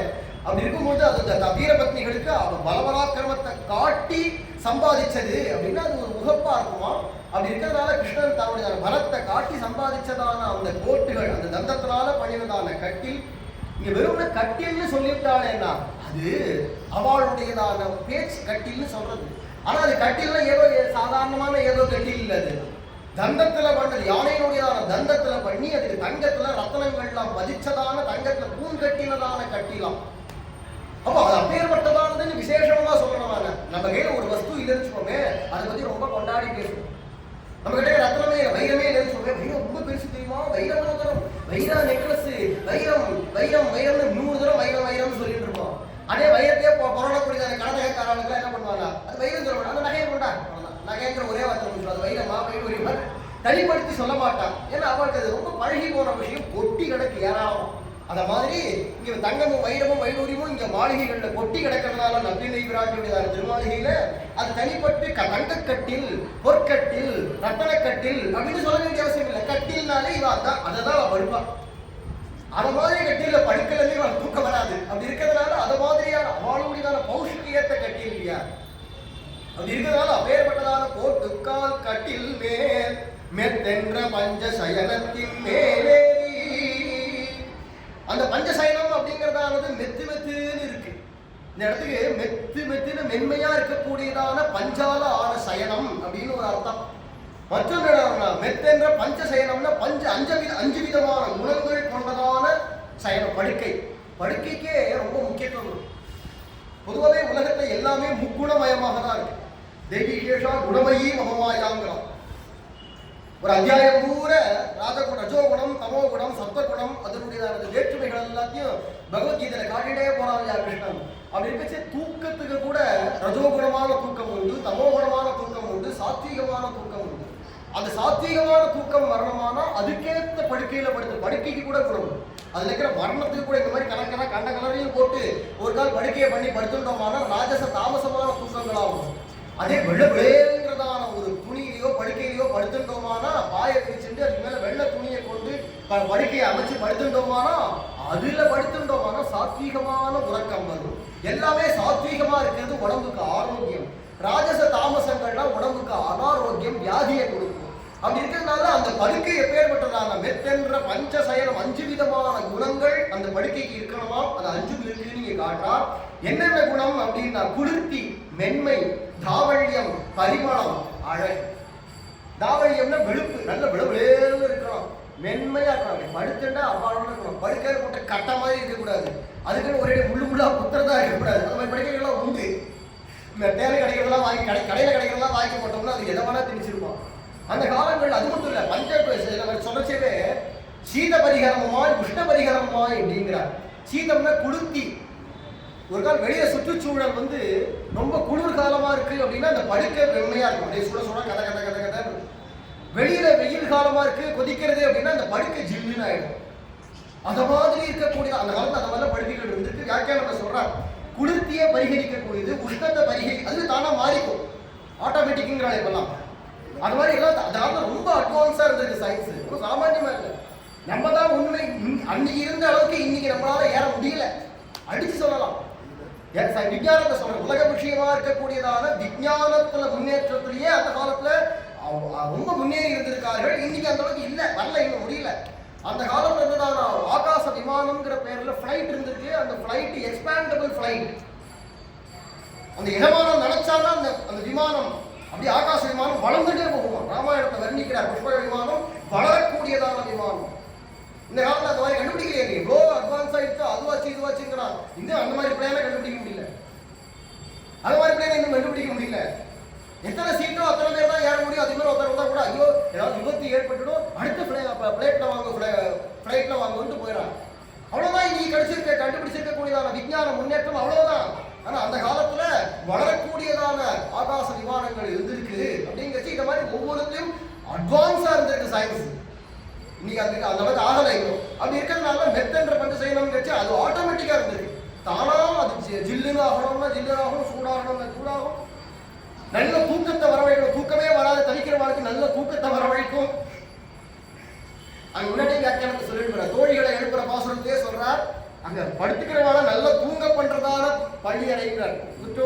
குத்து விளக்கெரிய தூமணி மாடத்தை சுற்றும் விளக்கரிய தூபம் கமழ துயிலணமேல் கண்மணம். இந்த துயிலணமே அப்படிங்கிறச்சவே அது எப்பேற்பட்ட தூக்கத்தை கொடுக்கக்கூடியதான அணை துயிலணை அப்படின்னு வியாக்கியானம் பண்றான். அப்படி இருக்கக்கூடியதான அளவுக்கு எல்லா விதமான குணங்களும் பண்புகளும் நிறைஞ்சதான ஒரு பஞ்சசயனமாம். அப்பேற்பட்டதான மென்மையாகவும் இருக்கணும். அது ஒரு கால் தட்பவெட்ப நிலைக்கு ஏற்ப சூடாவோ கதகதப்பாவோ சூடாவோ அது தானே மாறிக்கக்கூடியதாகவும் நல்ல வாசனைய கம்முன்னு இருக்கணும். நல்ல தாமரை வாசனை இருக்கணும். தாமரை வாசனை சாத்திய குணம். மிச்ச புஷ்பம் மல்லி புஷ்பம்லாம் ரஜோ குணம். காகித புஷ்பம்லாம் வாசனையே கிடையாது. இருந்தாலும் தமோ குணம். ஊமத்தம்பு தமோ குணம். அப்போ புஷ்பங்கள்லயே முக்குணங்கள் உண்டு. இது யாரும் மாற்ற முடியாது. புஷ்பங்கள்ல இருக்கு, காய்கறிகள்ல இருக்கு, பழங்கள்ல இருக்கு, எல்லாத்துலயுமே இருக்கு. எங்க பார்த்தாலும் சாப்பாட்டுகள்லயே வித்தியாசங்கள் இருக்கு. காய்கறிகள் அதனாலதான் காய்கறிகள் இதெல்லாம் சாப்பிடலாம் இதெல்லாம் சாப்பிடக்கூடாதுங்கிறதான ஆகார நியமமே அதனாலதான் வந்தது. அதிகமான எல்லாத்தையும் எல்லாத்தையும் சர்வத்திர வஜ்ஜியத்துங்கிறான். அத்தியுஷ்ண கீதையில சொல்லிட்டு போறோம் ஆகாரங்கள்ல எப்படி இருக்கணும். கீதையில இல்லாத விஷயம் எதை கேட்டாலும் கீதையில சொல்லிட்டே போறோம். அத்தனையும் உள் புதஞ்சு கிடைக்க. அப்படி இருக்கும்போது ஆகாரத்திலையும் இருக்கு. யுக்தாகார விகாரஸ்ட யுக்த தேஷ்டஸ்ய கர்மசு யுக்த ஸ்வப்னாவ போதஸ்ய யோகோ தோதி துக்கஹா. ஆகாரமா இருக்கட்டும், செயல்பாடுகளா இருக்கட்டும், என்னென்ன நம்ம பண்றோமோ எல்லா பேச்சு எல்லாம் தேவையான அளவு ஒரு அளவுபட்டு இருந்ததானா அவனுக்கு தான் யோகம் சித்திக்கும். அது நீங்க பக்தின்னு சொல்லுங்க. யோகமான பக்தியா இருக்கட்டும், நம்ம பண்ணக்கூடியதான பிரபத்தி மார்க்கத்துல சரணாகதி மார்க்கத்துல பண்ற பக்தியா இருக்கட்டும், எல்லாத்துக்குமே அப்படிதான். ஆகாரஸ்ட தபோதரேன்னு ராமனே கேட்கிறார் சபரியை பார்த்து. ஆகாரங்கிறது முக்கியம். அந்த மாதிரி இந்த படுக்கைகளும் முக்கியமா இருக்கிறதுனால அந்த பரியங்கம் அப்பேற்பட்டதான ஒரு அழகான மெத்தென்ற பஞ்சசயனத்தின் மேலேறி 5 குணங்கள் கொண்டதாக மெத்தில் இருக்கக்கூடியதான பஞ்சால ஆனதான சயனம் படுக்கை. மேலும் இந்த தோழிகள் எல்லாம் இளங்கிளி கிளி அப்படிலாம் வர்ணிச்சா இல்லையா. இப்போ இவாளாரும் இளங்கிளியாகவும் கிளியாகவும் இருக்காளாம் இந்த ஆண்டாளோ தோழிகள்லாம். அப்போ நப்பின்னை பிராட்டி எப்பேற்பட்டவனாக பஞ்சவர்ண கிளி. பஞ்சவர்ண கிளியா இருக்கக்கூடியதான அந்த நப்பின்னை பிராட்டிக்கு ஏத்த பஞ்சசேனம் அவளுக்கு ஏத்த படுக்கை இல்லையா. அப்படிங்கிறத அப்பேற்பட்டதான கோட்டுக்கால் கட்டில் மேல் மெத்தென்ற பஞ்சசயனம்னு அந்த தாயாருக்கு ஏத்த பஞ்சசயனமாம். அப்பேற்பட்டதான பஞ்சசயனத்தின் மேல் ஏறி அந்த இடத்துல மேல் ஏறிங்கிறதுக்கு சொல்றா. அந்த படுக்கை எப்படி உனக்கு அது ஈடா இருக்குன்னு கேட்கறான்.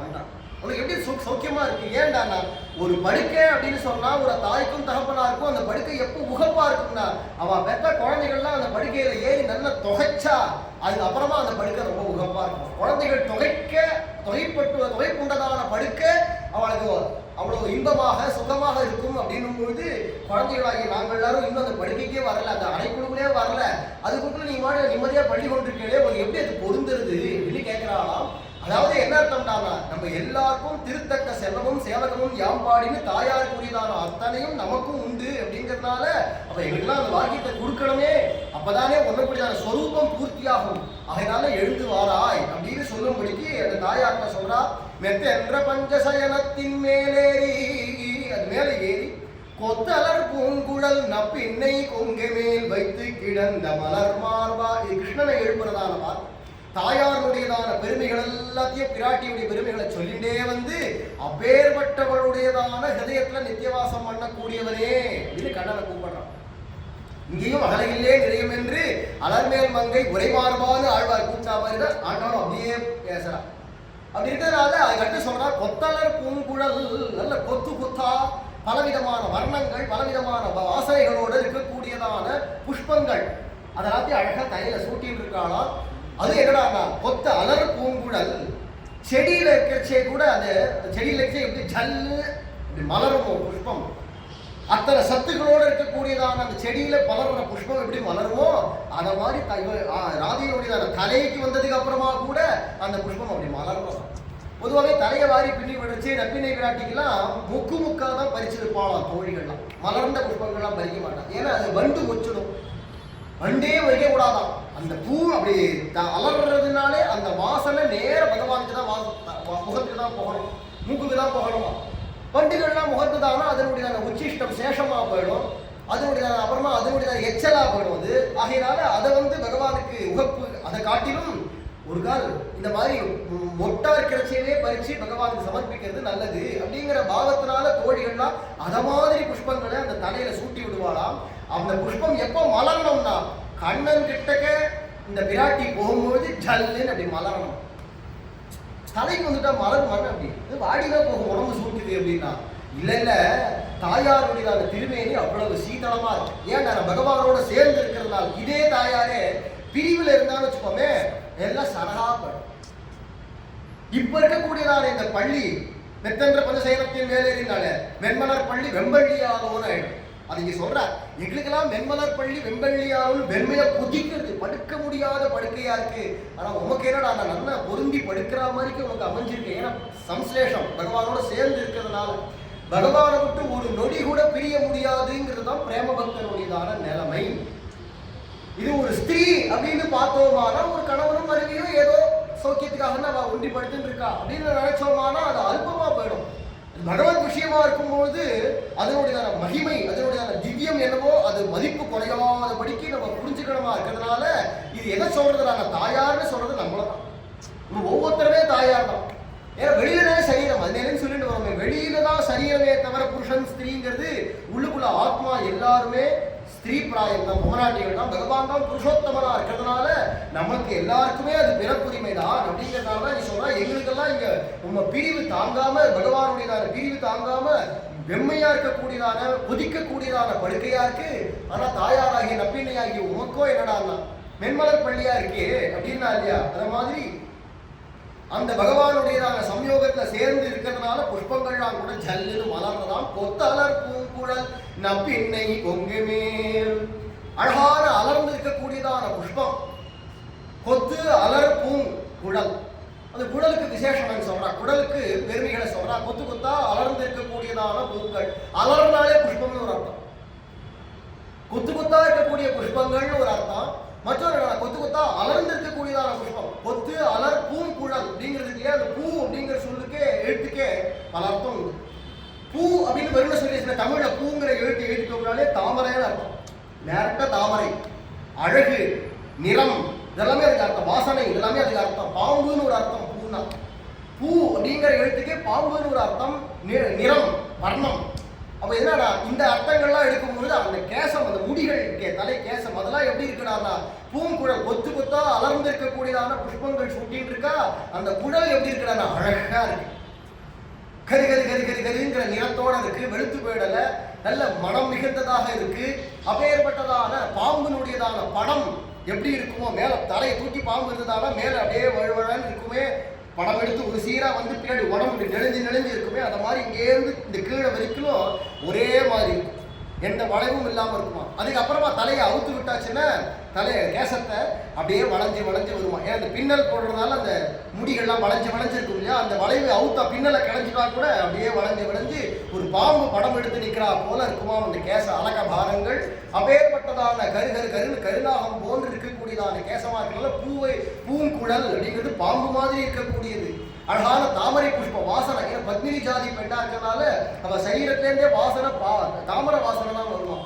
அப்படி இருக்கிறதால திவ்யமான கந்தம் உடையவளாக இருக்கிறதால இந்த கேசத்திலேருந்து அப்பேற்பட்ட வாசனை வரக்கூடியதான பூங்குழல் நப்பின்னை விராட்டியை சொல்றா.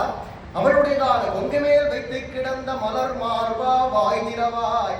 அவளுடையதான பக்ஷஸ்தலத்துல பகவான் பள்ளி கொண்டிருக்கான் அப்படின்னு சொல்றா. மார்பகம் அப்படின்னு சொன்னாலே அகம்னா உள்ளுக்குள்ள மனசுக்கு தான் கொங்கைன்னு பெயர். அப்படி இருக்கிறதுனால அது ஆழ் மனசு இருக்கு. அதுவும் வெளி மனசு கூட இல்லை, ஆழ் மனசுக்கு தமிழ்லயே கொங்கைனா மார்பகத்துக்கு ஒரு பேரு, மற்றொரு பேர் வேண்டாம் ஆழ் மனசுக்கும் கொங்கைன்னு தான் பேர் தமிழ். அப்படி இருக்கிறதுனால ஆழ் மனசுல பகவான் நிரந்தரமா இருக்கான். ஏன்னா மனசுல பகவான் இருக்கான். விலவர உள்ளுவார் உள்ளிட்டெல்லாம் உடலிருந்து அருதி என்றே வெழுகி போய் என்னுள்ளே நான் விலவர சிரித்திட்டேனேங்கிறார் தொண்டடி புரியாளர். மனசுக்குள்ளுக்குள்ளேயே பகவான் இருக்கான். மனசுக்குள்ள அந்தரியாமையா இருந்து நம்ம மனசால நல்லது என்னென்ன பண்றோம் கெட்டது என்ன பண்றோங்கிறது அங்க இருந்து கவனிச்சுட்டு இருக்கான்னு போது மனசுல இருப்பான். ஆனா சாமான்யமா லோகாயத்தமா இருக்கக்கூடியவனுடைய மனசெல்லாம் எப்படி இருப்பான், மட்டும் மடாமமா வேற வழியில இருந்து தொலைக்க வேண்டியது இருக்கே அப்படின்னு வெறுத்துட்டு அப்படியே மேலாக்க இருப்பானா. பிரேமபக்தாவுடைய ஹிருதயம் என்னன்னா அந்த இடத்தை விட்டு பேரேன் என்று என் நெஞ்சு நிறைய புகுந்தார். அடி மனசுல ஆழ் மனசுல போய் உட்காந்துருவான். நகர மாட்டேன் இனிமேல இந்த இடத்த விட்டு நகர மாட்டேன் அப்படின்னு உட்காந்துருவான். அப்படிங்கிறதுனால அதுதான் இங்க சொல்றா அப்பேற்பட்ட பிரேம பக்தி உடையவனுடையதான ஹிருதயத்துல இதுல என்னடா இந்த கொத்தலர் பூங்குழல் நப்பின்னைங்கிறதே என்னடானா பிரேம பக்தியில வரக்கூடியதான பலவிதமான பாவங்கள் தான் கொத்தான புஷ்பம்னு உருவகப்படுத்துறார். அப்பேற்பட்டதான அந்த புஷ்பங்கள்ங்கிறது பாவம், பிரேம பாவங்கள் ஸ்மரணம் கீர்த்தனம், ஸ்மரணம் பாதசேவனம், அர்ச்சனம், வந்தனம், தாசியம், சக்கியம், ஆத்ம நிவேதனம்ங்கிற 9 விதமான லட்சண பக்திகள் இருக்கே, அந்த பக்தியை தான் இங்க சொல்றது கொத்து கொத்தா அலர்ந்த புஷ்பங்கள்னு. அப்பேற்பட்ட புஷ்பங்கள் உடைய பக்தி புஷ்பங்கள் உடையதான பக்தனுடையதான ஹிருதயம் கொங்கைங்கிறது இங்க மார்பகமான ஆள் மனசுல வைத்து கிடந்த இந்த இடத்தை விட்டு வேற எங்கேயும் நகராம பகவான் குடிகொண்டிருக்கானாம். அப்படி இருக்கிறதால வைத்து கிடந்த மலர் மார்பா, அப்பேற்பட்டதான பக்தனுடைய ஹிருதயம்ல பகவான் சந்தோஷமா அப்படி பிரசன்னமா நிமிர்ந்து நிற்பான். மற்றவாளுடைய ஹிருதயத்துல கூலி குறுகி போயிடுவான், இங்க இருக்க வேண்டியதா இருக்கேன்னு தானே கூலி குறுகி போயிடுவான். பிரேம பக்தனுடைய ஹிருதயத்துல அப்படி சந்தோஷமா நிமிர்ந்து வரதராஜரை போல நிற்பார். வரதராஜர் முதல்ல இப்படி இருப்பார். ஏன்டா அகமே பரம் பிரம்மேன்னு ராமானுஜத்தை சொன்னப்போ நெஞ்சு நிமிர்ந்து தலை சாஞ்சிருக்கும் பகவான் வரதராஜன்.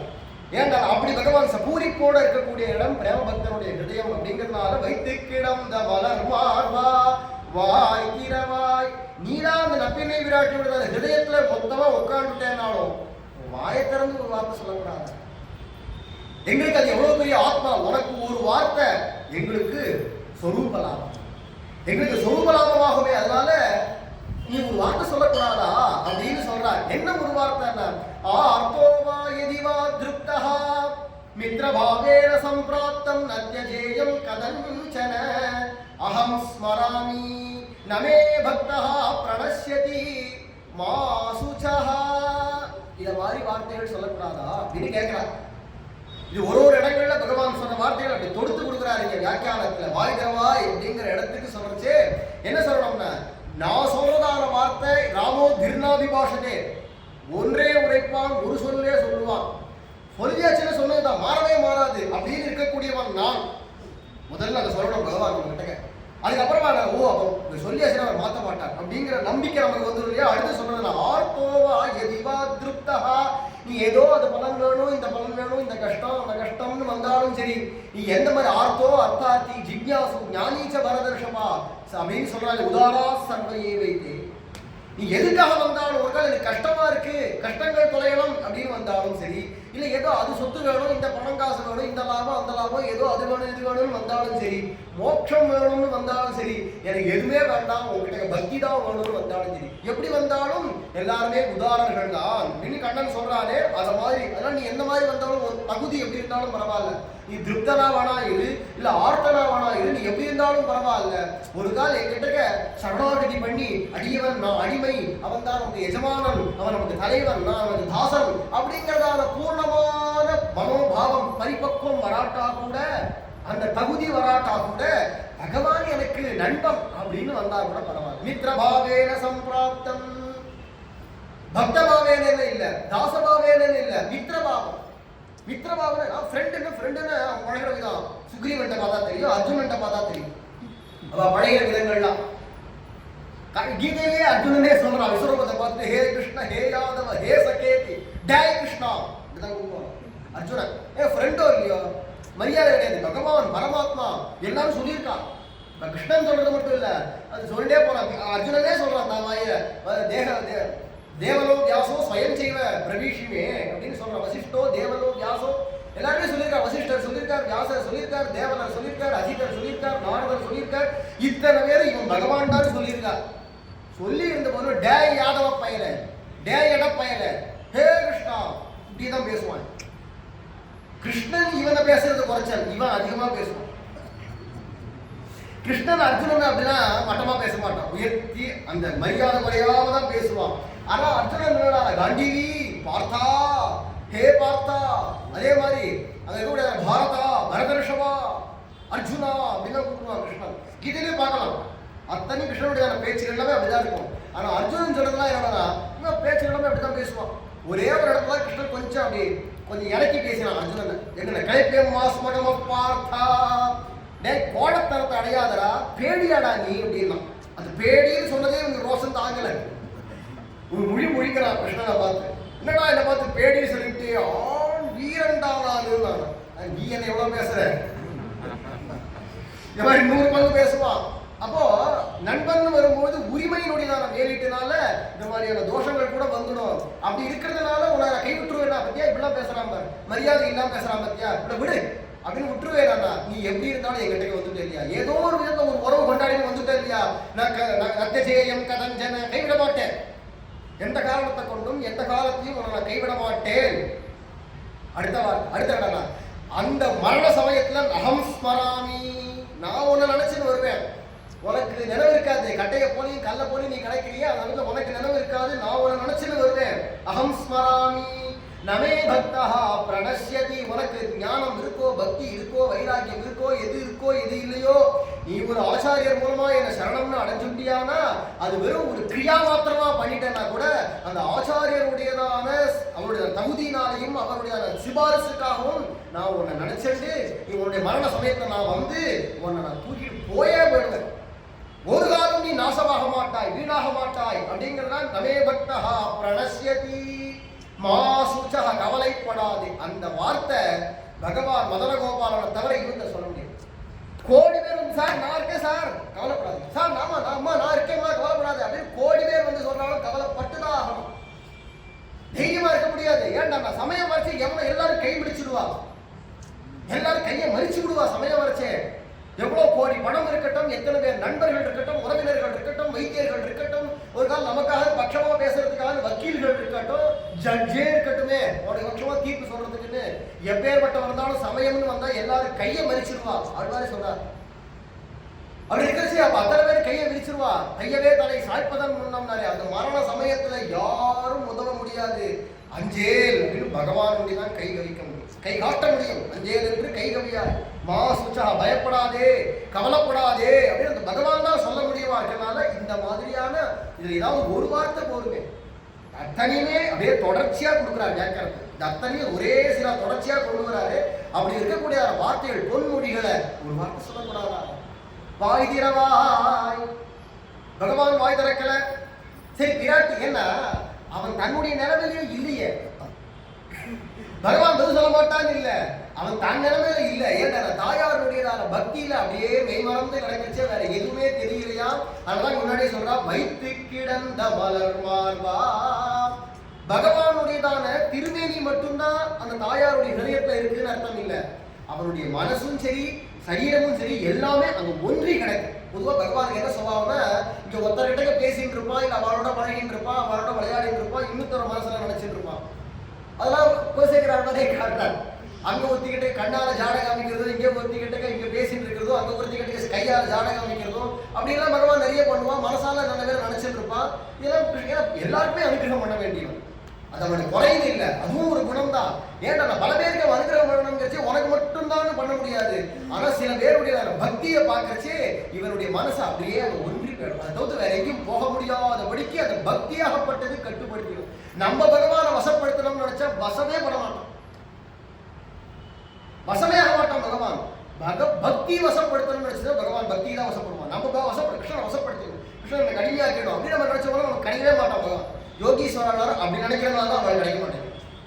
ஏன் யோகீஸ்வரர் கிடைக்கிறது? ஏன் தபஸ் என்னுடைய பலத்தால் அவனை வசப்படுத்து, அவனை அடிமையாக்கு, அடக்கி போடுன்னா நான் அவனை கிடைக்க மாட்டேன், சுதந்திரமா போவான்.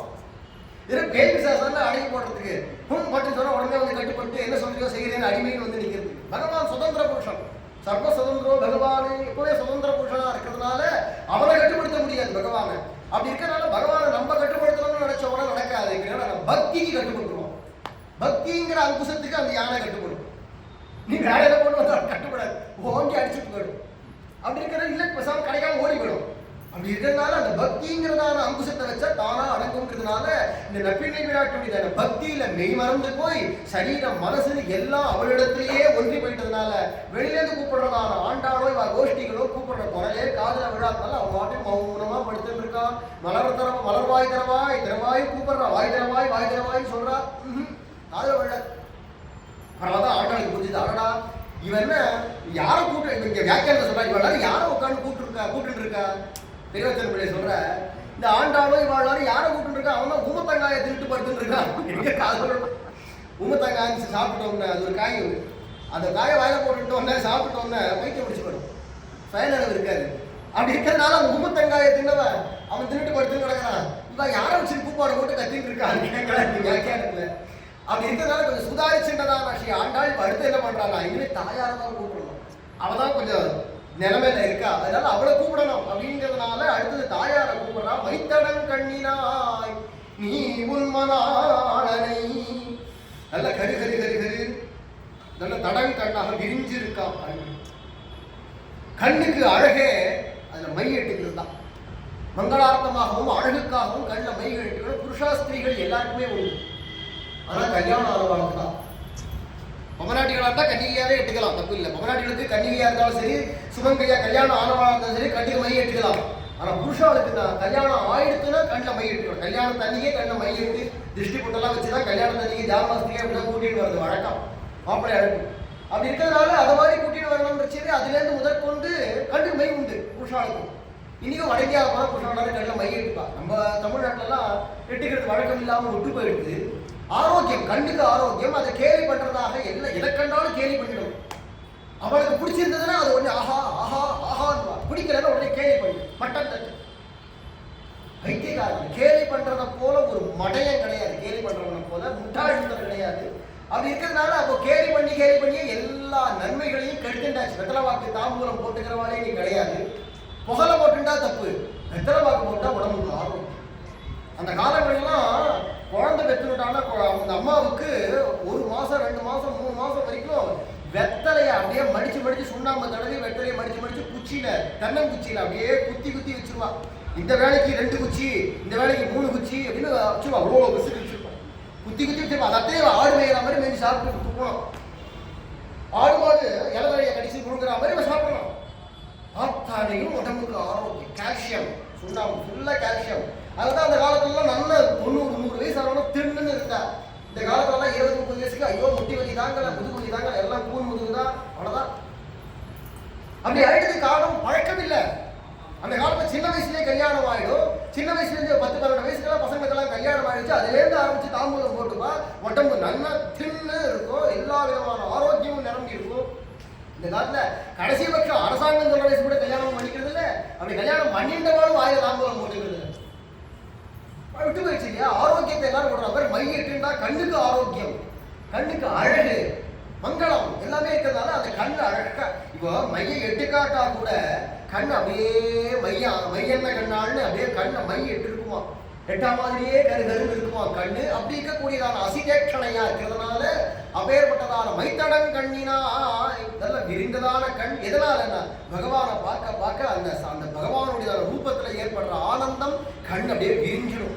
அந்த யசோதைய சொல்றச்சேவும் ஏறார்ந்த கண்ணி யசோதைனா, அங்க அடுத்து இன்னொரு தோழி எழுப்ப செய்வோம் போது அரிக்கண்ணினா எப்படின்னா, இங்க சொல்றச்சேவும் தடங்கண் அப்படிங்கிறா. மைத்தடங்கண்ணினா எல்லாமே அது மாதிரியே பகவானோட சம்பந்தத்தினால அப்படி விரிஞ்ச கண், அழகான கண். இங்க கண்ணுங்கிறது எதை குறிக்கிறதுனால ஞானத்தை குறிக்கிறது. ஞானம் இல்லைன்னா ஞானேன ஹீனஹா வசதி சமானஹா. மாடு ஆடு விலங்குகளுக்கும் மனுஷனுக்கு அப்புறமா வித்தியாசம் கிடையாது. ஞானம் தான் மனுஷனுக்கு அதிகமானது, உயர்ந்ததானது. மனிதன் எதனால உயர்ந்தவன்? ஞானத்தினால உயர்ந்தவன். அப்படி இருக்கிறதுனால அந்த ஞானம் அப்படிங்கிறது தான் கண்ணு, ஞான கண் அப்படிங்கிறதுனால அந்த கண்ணை சொல்றதுமே நீ ஞானத்தை தான் சொல்றா. அப்ப என்ன தெரியுதுன்னா விசாலமான கண், அதாவது விசாலமான ஞானம் உடையவள் அப்படிங்கிறது சொல்றா. அப்பேற்பட்ட மைத்தடங்கண்ணினா நீ உன்மனாளனை. என்னைக்குமே பகவானையே நினைச்சிட்டு இருக்கக்கூடியதான நீ, அப்பேற்பட்ட நீ நான் பகவானையே என்னைக்குமே நினைச்சிட்டு இருக்கக்கூடியவளா இருக்கனால அப்பேற்பட்டதான மைத்தடன் கண்ணினா நீ உன்மனாளனை. உன்னிடத்திலேயே மனசை வச்சுட்டு இருக்கான் பகவான். அப்பேற்பட்டதான உன்னுடையதான மனாளன். அவன் இப்பேற்பட்டவன் பதிம் விஸ்வஸ்யாத்மேஸ்வரகும்னு வேதம் சொல்றது. எல்லா உலகத்துக்கும் ஒரே பதியாக, ஒரே பாரத்தை வகிக்கக்கூடிய பர்த்தாவாக இருக்கக்கூடியவனான பகவான் லோக பர்த்தா கோபீஜன வல்லவனா இருக்கக்கூடிய அத்தனை பேருக்கு எல்லா ஜீவர்களுக்கும் ஒரே நாயகனா இருக்கக்கூடியவன். நாயகன் முழுவேழுலகுக்கும் நாதன் வேதமயன் இவ்வளவு பிரமாணங்கள் இருக்கு இல்லையா? அப்படி லோக பர்த்தாவா இருக்கக்கூடியதான பகவான் உன்னை தவிர்த்து வேற தெரியாதுன்னு உங்ககிட்ட மட்டும் அப்படியே இருக்கும்படிக்கு அவன் அப்படியே வசப்படுத்தி வச்சுட்டு இருக்கிற பக்தி உடையவளே அப்படிங்கிறா. உன் மனாளனை, உன்னை தவிர்த்து வேற தெரியாதுன்னு அந்த மனாளன் இருக்கான். அதனால உன் மனாளனை துயிலழ ஒட்டாய்கான் எத்தனை போதும் துயிலழ ஒட்டாய்கான். ஒரு கணம் கூட பகவான் அண்ணன் எங்கிட்ட போனா இவ்வளவு தாங்காது. அப்படி இருக்கிறதுனால ஒரு கணம் நேரம் கூட பகவான் அந்த வள்ளி அறையை விட்டு அந்த படுக்கையை விட்டு அப்படி நகர்ந்தா இவனுக்கு தாங்காதான் அந்த தாயாருக்கு. எத்தனை ஏலும் பிரிவாற்ற இல்லாயால். இந்த இடத்துல எள் திணை ஏலும் அப்படின்னு பிரிச்சு வியாக்கியானம் பண்றான். எள்ளு அப்படிங்கிறது எவ்வளவு சின்ன ஒரு தானியம். எவ்வளோ சின்னதான ஒரு விதை இல்லையா, எள்ளு இல்லை திணை, இந்த திணைங்கிறவே அதுவோ அந்த அளவுக்கு பகவான் அப்படி நகர்ந்தார்னா கூட தாங்காதான் இவனுக்கு உடம்பு, தாங்காது, உயிர் போற எல்லாமே அடைஞ்சிருவோம். ஒன்றும் இல்லை, கட்டிட்டு இருக்கக்கூடியதான பகவான் இன்னும் கொஞ்சம் சேர்த்து கட்டிக்கணுங்கிறக்க கையை அப்படி கொஞ்சம் நகர்த்தினார்னா இன்னும் இறுக்கமா கட்டிக்கிறதுக்காக கையை அப்படி தளர்த்தி அப்படி கட்டிக்கலாம்னு போனா கூட அவளுக்கு அந்த ஒரு க்ஷணத்துக்குள்ள அப்படியே வாடி வதங்கி போய் ருருதுகு சுஸ்மரம் ராஜன்னு கிருஷ்ண தரிசன லாலசாகான்னாரு கோபிகைகளை ராசலீலையில பாகவதத்துல அது மாதிரி துடிதுடிச்சு போயிடுவாளாம், புழுவில் அகப்பட்ட நெருப்பில் அகப்பட்ட புழுவை போல துடிதுடிச்சு போயிடுவாளாம் இந்த தாயார். ஏன்னா எழுத்தினையேலும் பிரிவு ஆற்றல் இல்லாத தாங்காது அப்படின்னு இருக்கக்கூடியவளா இருக்கச்சே அது உனக்கு தத்துவம் இல்லையேம்மா அப்படின்னு சொல்றா. தத்துவம் அன்று, இது உனக்கு தத்துவம் இல்லை. ஏன்னா நீ எங்களை பகவானோட சேர்த்து வைக்கணும் அப்படி இருக்கிறச்சே அது உன்னுடையதான நிலைமை வச்சிருக்கிறாங்க. திருட்டிர் யுகாயத்தே பாவம் அபட்சியதாவும் தான் இருக்கு, அது வாஸ்தவம் தான், அவனுடைய ஸ்திதி அப்படிதான் இருந்தாலும். ஆனா நீ என்ன பண்ணணும்னா எங்களை சேர்த்து வைக்க வேண்டியதும் உனக்கு சொரூப லட்சணம். பகவானை விட்டு ஒரு கணம் கூட அகலகில்லேன்னு இறையும் ஒரு இறைப்பொழுது கூட ஒரு நொடி பொழுது கூட பகவானை விட்டு பிரிய முடியாது அப்படின்னு இருக்கிறதா உனக்கு சொரூபம் இருந்தாலும், ஆனா எங்களை சேர்த்து வைக்கிறது தானே உனக்கு சொரூபம். புருஷகார பூதை அப்படிங்கிறதால பகவானோட நம்மளை சேர்த்து வைக்கக்கூடியதான சிபாரிசு பண்ணக்கூடியவளா இருக்கிறது உன்னுடைய சொரூபமா இருக்கச்சே அது மாதிரி நீ இருக்க வேண்டாமா? இப்படி இல்லாம நீ பள்ளி கொண்டு பகவானோட நீ மட்டும் இருந்தியானா அது உனக்கு தத்துவம் இல்லையே, உனக்கு ஸ்வரூபத்துக்கு உன்னுடைய தன்மை அது இல்லையே, தன்மைக்கு புறமாறி இருக்கக்கூடாது, மாறி இருக்கக்கூடாதே அப்படிங்கிறதால உன்னுடைய தத்துவத்தை நீ இருக்கணுமே அம்மா அப்படிங்கிறார். மகாலட்சுமி தான் புருஷகார பூதைங்கிறத பாஞ்சராத்திரத்துல பகவானே சொல்லலாம் சங்கீதையில. லட்சுமி புருஷகாரத்வே நிர்திஷ்டா பரமர்ஷிவிஹி மமாபிஷ மதம் ஹேதது நான்யதா லக்ஷணம் பவேத். இந்த இடத்துல பாஞ்சராத்திரம் தெரியுது திருப்பாவை. இந்த மாதிரி அங்கங்க பாஞ்சராத்திர ஆகமத்தையும் தெரிகிறதா இருக்கிறதுனால அங்க இருக்கக்கூடியதான விஷயத்தையும் எடுத்து காட்டுறாதீங்க. பாஞ்சராத்திரத்துல பகவானே சொல்றான், மகாலட்சுமிங்கிறவதான் புருஷகார பூதை, ஜீவர்களையும் பகவானையும் சேர்த்து விடக்கூடியதான ஒரு வெட்டகரா இருக்கக்கூடியவளே தாயாரா இருக்கிறதுனால அகில ஜெகன்மாதரம் அப்படிங்கிறது உங்களுக்கு சொரூபம். ஆனா அப்போ அம்மானா அப்பாவோட சேர்த்து வைக்க வேண்டாமா எங்களை? இப்ப அந்த வாக்கியம் உனக்கிட்ட பலிக்காம போயிடுமே, அகில ஜெகன்மாதரம்னு இல்லாம போயிடுமே. அசரண்ய சரண்யாம், புகழ் இல்லாதவர்கள் ஒரே புகழ்னா எங்களுக்கெல்லாம் புகழான பகவானோடு நீ சேர்த்து வச்சாதானே அந்த சொரூபம் உனக்கிட்ட நிலைக்கும் அப்படிங்கிறதா இருக்கிறதுனால நீ அதை மாதிரி சேர்த்து விடணும் எங்களை அப்படிங்கிறத விண்ணப்பிச்சு. தகவுன்னா கருணை பண்ணுன்னு அர்த்தம், தகவுன்னா கருணைன்னு அர்த்தம், தயைன்னு அர்த்தம். அப்படி இருக்கிறதுனால அத மாதிரியான ஒரு கருணை நீ பண்ண வேண்டாமா? கருணை அருள் கூர்ந்து எங்களையும் பகவானையும் சேர்த்து வைக்கணும் அப்படின்னு தத்துவவன்று தகவேலோர் எம்பாவாய் அப்படி பள்ளி எழுப்பினாலும் இல்லையோ உடனே இன்னமும் தாயார் வரல, பெருமானும் வரல, கண்ணனும் எழுந்துக்கல, இந்த நப்பினி விராட்டியும் எழுந்துக்கலையா, அப்படியே இருக்க சேவையே தத்துவம் இல்லைன்னு சொல்லியாச்சு அப்படின்ன உடனே தாயார் கொடுக்கல. நப்பினை விராட்டிக்கு தோன்றதாம், ஐயோ அங்க ஆண்டாள் எல்லாரும் துவண்டு கூப்பிடுறாளே போக வேண்டாமா அப்படின்னு நினைக்கிறாளாம். உடனே பகவான் இல்ல இல்ல நான் தான் போவேன், திருப்பி அதே போட்டி ஆரம்பிக்கிறது. பகவான் வாய் தரவாய் சொல்றா இல்லையா, உடனே இந்த நப்பின்னை என்ன கிருஷ்ணன் என்ன பண்ணானா வாயை தந்து ஆண்டாண்டு வரே அப்படின்னு சொல்லணும், இப்படி வாயை திறந்தானா, ஆள் திறந்தான். உடனே இவ என்ன பண்ணாலும் அப்படி ஒரு முழிச்சாலும் வாய் வாய் வாய் அப்படிங்கிறாளாம், கண்ணாலேயே வாய் வாய்ங்கிறாளாம் மொழி. அதான் மைத்தடங்கடினாய் எனக்கு அடுத்து சொல்றான் ஆண்டாள். ஏன்டா நீ வாய் தரக்கூடாது, நான் தான் பதில் சொல்லணும். கிருஷ்ணன் நான் பதில் சொல்றேன்ட்டு கடைசியில் ரெண்டு பேருமா படுத்துட்டான். இப்ப திருப்பி என்னடா இப்ப திருப்பி கிருஷ்ணன் பதில் சொல்லணும்னு தான் நினைக்கிறான். உடனே திருப்பி தாயார் இல்ல நான் தான் அப்படிங்கிறா. திருப்பி அப்படியே போட்டி போட்டுட்டு பள்ளி கொண்டுட்டே இருக்கா, பள்ளி கட்டு விட்டு வெளில வரதாவே இல்லை. உடனே அடுத்த பாசுரம் பாட ஆரம்பிக்கிறா, பகவானுடையதான சிரேஷ்டத்துவம் எப்பேற்பட்டது அப்படிங்கிறத சொல்லி ஆரம்பிக்கிறா. இந்த பாசுரமும் பாதி பேர் கிருஷ்ணனை பாதி நப்பினை விராட்டின்னு ரெண்டு பேரையுமே எழுப்பக்கூடியதான பாசுரம்.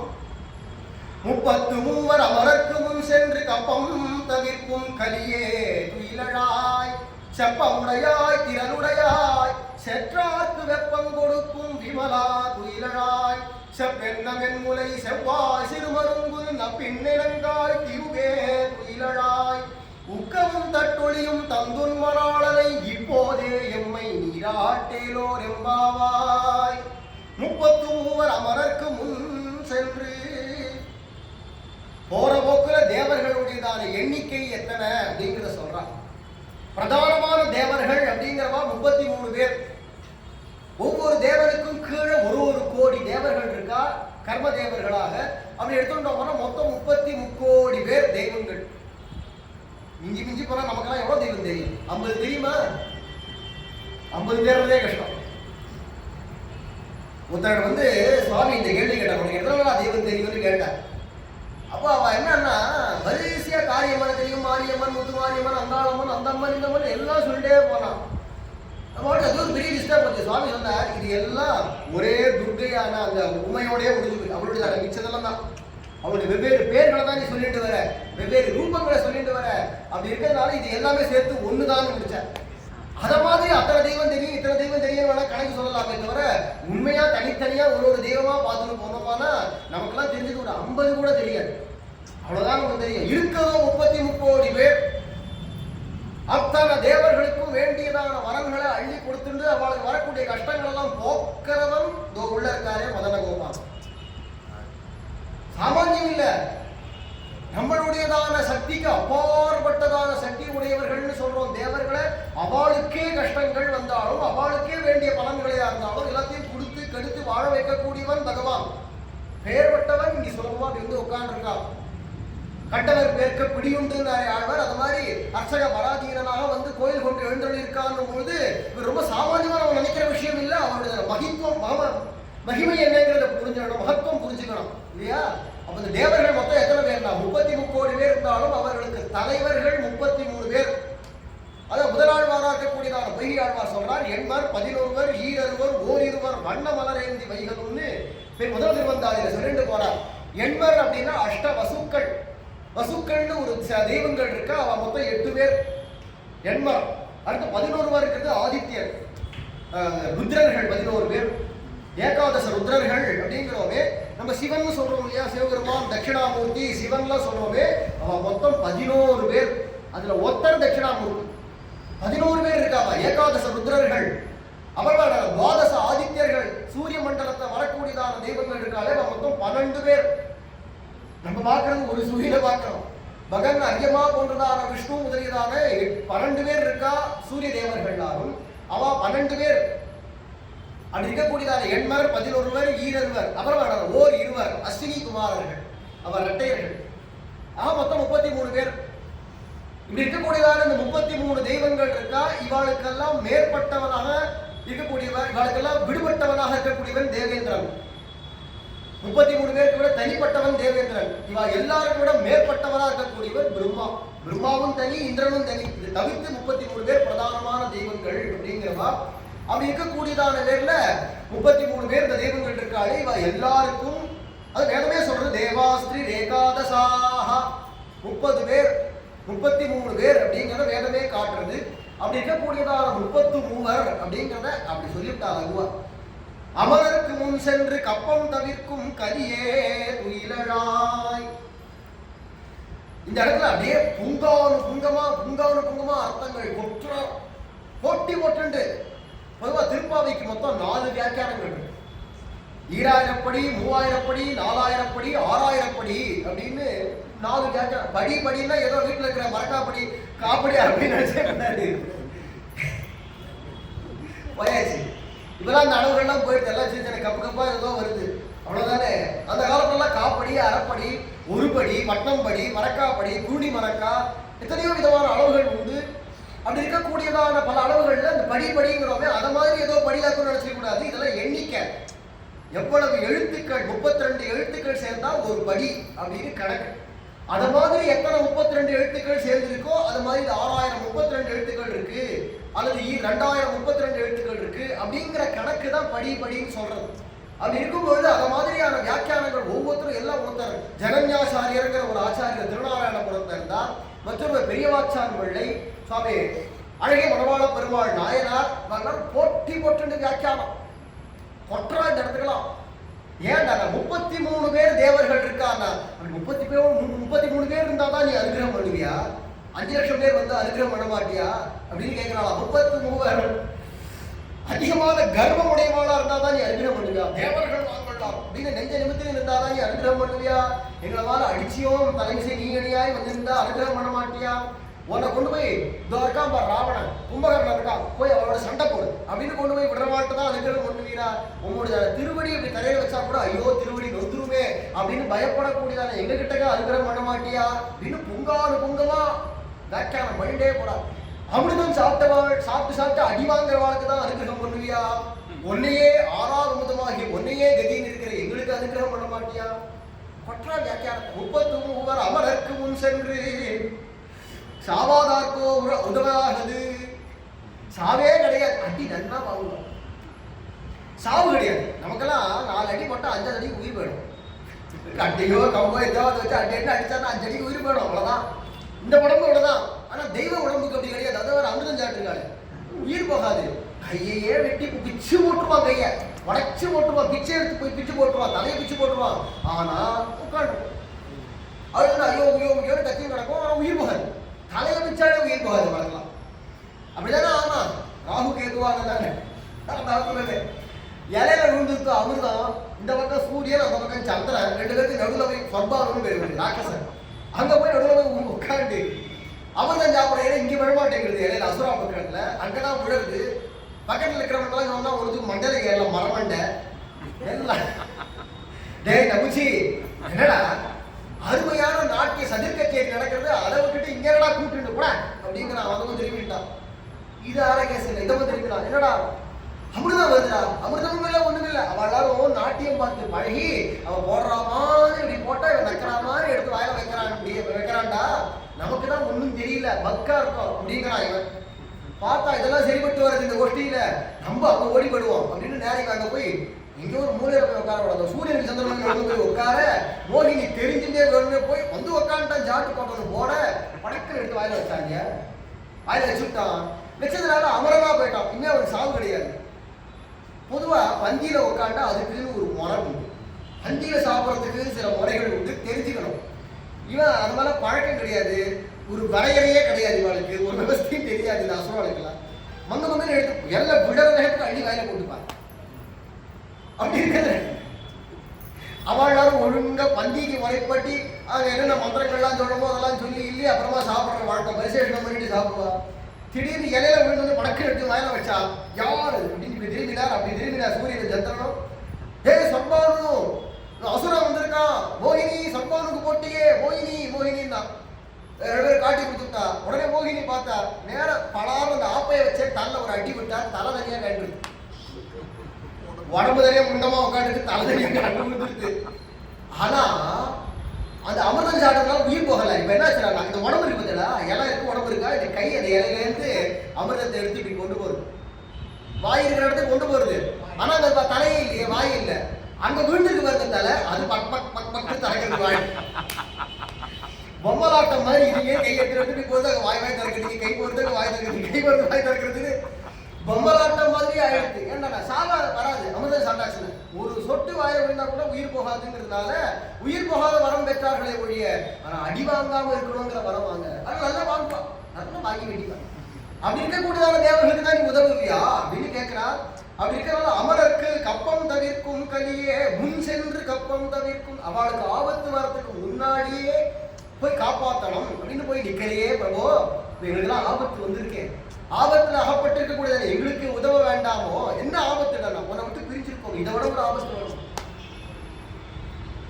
பிரிவு நோயது நீயும் மருதி குயிலே அப்படின்னாலே ஆண்டாள். அப்படி இருக்கக்கூடியதான ரொம்ப பிரியமானவர்களை பிரிஞ்சு இருக்கிறதுங்கிறது ஒரு பெரிய அவஸ்தையா இருக்குச்சே. இப்பேற்பட்ட ஒரு ஆபத்து வந்திருக்கு, அந்த ஆபத்து எங்களை காப்பாற்ற வேண்டாமா அப்படின்றதுனால அவளுக்கெல்லாம் முன் சென்று ஆபத்து வரதுக்கு முன்னாடி நீ காப்பாத்துறியே, எங்களுக்கும் அவள் ஒரு கால் அனுகிரகம் பண்ண வேண்டாமா? அதனால கலியே துயிலழாய். அப்பேற்பட்டதான கலி அப்படின்னா பலசாலின்னு அர்த்தம். நம்ம வாழக்கூடிய யுகத்துக்கே கலியுகம் தானே பேரு. கலினாலே பலசாலின்னு ஒரு அர்த்தம். மற்றொன்று என்னடான்னா மிஞ்சப்பட்டக்கூடிய வஸ்துக்கும் கலின்னு பேரு. கடைசியில மிஞ்சி போனது எதுவோ அது கலின்னு பேரு. ஒரு குடத்துல பானையில தயிரோ வெண்ணையோ வச்சிருக்கோம், அதுல இருந்து எடுத்துட்டே வந்துட்டு கடைசியில கொஞ்சோண்டு வெண்ணெய் இருக்குன்னு வச்சுக்கோமே, இல்லை தயிர் இருக்குன்னு வச்சுக்கோமே, அதுக்கு கலியான வெண்ணெய், கலியான தயிர் அப்படின்னு சொல்லுவா. கலின்னா மிச்சப்பட்டதுன்னு அர்த்தம். கிருதயுகம், திரேதாயுகம், துவாபரயுகம் இது 3 முடிஞ்சு அதுக்கப்புறமா மிச்சப்பட்டதானது கலியுகம். அப்படிங்கிறதுனால கலியுகம் இதுக்கு பேரு. மொத்தம் சம்சாரத்துல உலக விஷயத்துல நம்மள பலமா பிடிச்சு இழுக்கும். போயிடுவியா நீ ஆன்மீகத்துல, போயிடுவியா முக்தி அடைஞ்சிருவியா, புடுறேன் உனக்காச்சு எனக்காச்சு அப்படின்னு கஜம் கட்டிட்டு வந்து நம்மளை பிடிச்சு இழுக்கும். கலியுகம் அப்படிங்கிறதுனால அது அந்த மாதிரி பேர். பகவானுக்கே கலின்னு பேர். ஏன்டானா யாரையுமே விடமாட்டான். அதுதான் அவனுக்கு அச்சுதன்னு ஒரு பேர். ந சாவயதி இது அச்சுதா.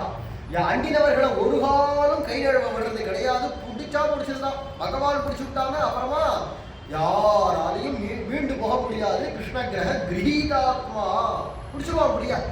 அப்படி இருக்கிறனால தான் அவனுக்கு கை பலசாலி. அப்படி இருக்கிறதுனால கண்ணனையும் கீதையில சொல்றான் பலம் பலவதாஞ்சாகம். 10வது அத்தியாயத்தை சொல்லிட்டு போறான். பலங்களுக்குள்ளெல்லாம் பலவானாக நான் இருக்கேன். எல்லா பலவான்களுக்குள்ளுக்குள்ளேயும் நான் பலமா இருக்கேன். பலவே பகவான் தான். அப்படி இருக்கிறதுனால அப்பேற்பட்டதான பகவானாக பலவானாக பலமாவே இருக்கக்கூடியதான நீ கலியான புருஷனாக இருக்கக்கூடியவன். நீ எழுதுக வேண்டாமா துயிலாய் அப்படிங்கிறான். 33 பேர் தேவர்கள் வந்து அவளாரும் ரொம்ப வந்து கேட்டாதான் நீ குடுப்பியா அனுகிரகம் பண்ணுவியா? ஒன்னை தவிர வேற எதுவும் தெரியாதுன்னு முக்தைகளா இருக்கிறேன், எங்களுக்கு அனுகிரகம் பண்ண மாட்டியா அப்படின்லாம் கேட்கிறா. அப்பேற்பட்டதான கலியே துயிலாய். எவ்வளவு சொன்னாலும் எழுதுகிறதாவே இல்லை. சரி தாயாரை எழுப்பும் அப்படின்னு பிராட்டியை திருப்பி எழுப்ப ஆரம்பிக்கிறா. செப்பெண் நமென் முலை செவ்வாய் சிறு மருங்குல் நப்பின்னை நங்காய். தாயாருடைய நப்பின்னை பிராட்டியுடைய ரூபத்தை வர்ணிக்கிறான். அவனுடைய திருமேனி சௌந்தரியம் எப்படி இருக்கு, அழகு எப்படி இருக்குங்கிறத வர்ணிக்கிறா. செப்பெண்ண மென்முலை செவ்வாய் சிறு மருங்குல். செப்பு அப்படின்னா பொன் போன்றவைகள் எல்லாத்தையும் அந்த காலத்தால காசுகள் எல்லாம் ஒரு சொம்புல தான் போட்டு புதைச்சி வைப்பான்.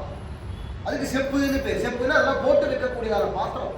அப்படி இருக்கிறதுனால அந்த மாதிரி பாத்திரம் போல நிதிய சொத்தை போட்டு வைக்கக்கூடியதான பாத்திரம் போல இருக்கக்கூடியதான வக்ஷஸ்தலமும் செவந்ததான வாய், அது அழகான கொவ்வை வாய் உடையவளாக. அது நல்ல ஒரு புன் சிரிப்பு. ஆறு சிரிக்கிற அட்டகாசம் கிடையாது.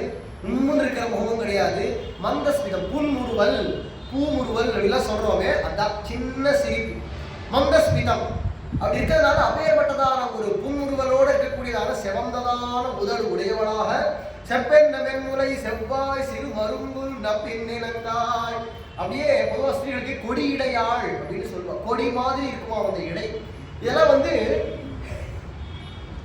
பிடி மாதிரி இருக்கக்கூடாது. பிடியினை யானைன்னு பேர். யானைக்கு தமிழ்ல பெண் யானைக்கு பிடின்னு பேர், ஆண் யானைக்கு களிர்னு பேரு, பெண் யானைக்கு பிடின்னு பேர். பிடி மாதிரி இப்படி இருக்கக்கூடாது. நல்ல ஒல்லியா இருக்கணும், தண்ணின்னு பேர் இல்லையா? அத மாதிரி இருக்கக்கூடியதான ரூபம் உடையவள். எல்லா லட்சணங்களும் இருக்குன்னு. ஸ்திரீகளா இருக்கட்டும் புருஷனா இருக்கட்டும் சாமுத்திரிகா லட்சணம் உண்டு. அங்க அடையாள லட்சணங்கள்லாம் இருக்கு. இந்தந்த அவயவங்கள் இப்படி இப்படி இருக்கணும் அப்படிங்கிற லட்சணங்கள் இருக்கு இல்லையா? அதுல உத்தமமான லட்சணங்கள் எல்லாம் பொருந்தி இருக்காம் இந்த நப்பின்னை பிராட்டிக்கு. அதுல ஒரு 3 எடுத்து சொல்லி இதுல மிச்சதெல்லாம் அடக்கம் அப்படின்னு முடிச்சு விட்டார். எல்லாத்தையும் சொல்ல முடியாது இந்த பாசுரத்துக்குள்ள. அந்த சந்தஸுக்குள்ள பாட்டு உட்பட்டு சொல்லணுமான அத்தனை உடல் அமைப்புகளையும் சொல்ல முடியாதா இருக்கிறதுனால அதை ஒரு 3 எடுத்து சொல்றா. சரி வெறும் வெளி உடம்புதான் சொல்லியிருக்காளா? இல்ல இல்ல, வியாக்கியானத்தை காட்டுறா. செப்பெண்ண மென்முலை அப்படிங்கிறது எதை சொல்றா அப்படின்னா அவளுடைய பிரேமையை சொல்றா. மனசுல அந்த பிரேமை எப்படி இருக்கடான்னா மென்மையா இருக்கு, கடோரமா இல்ல, கடினமாக இல்ல, கடுமையானதாக இல்ல. பக்தி பண்றேன்னு காரு வாரமா ஊன்னு அடிச்சு குடிச்சுன்னு பண்ணக்கூடியதான முரட்டுத்தனமான பக்தி இல்ல, மென்மையான பக்தி, அன்புமயமான பக்தி.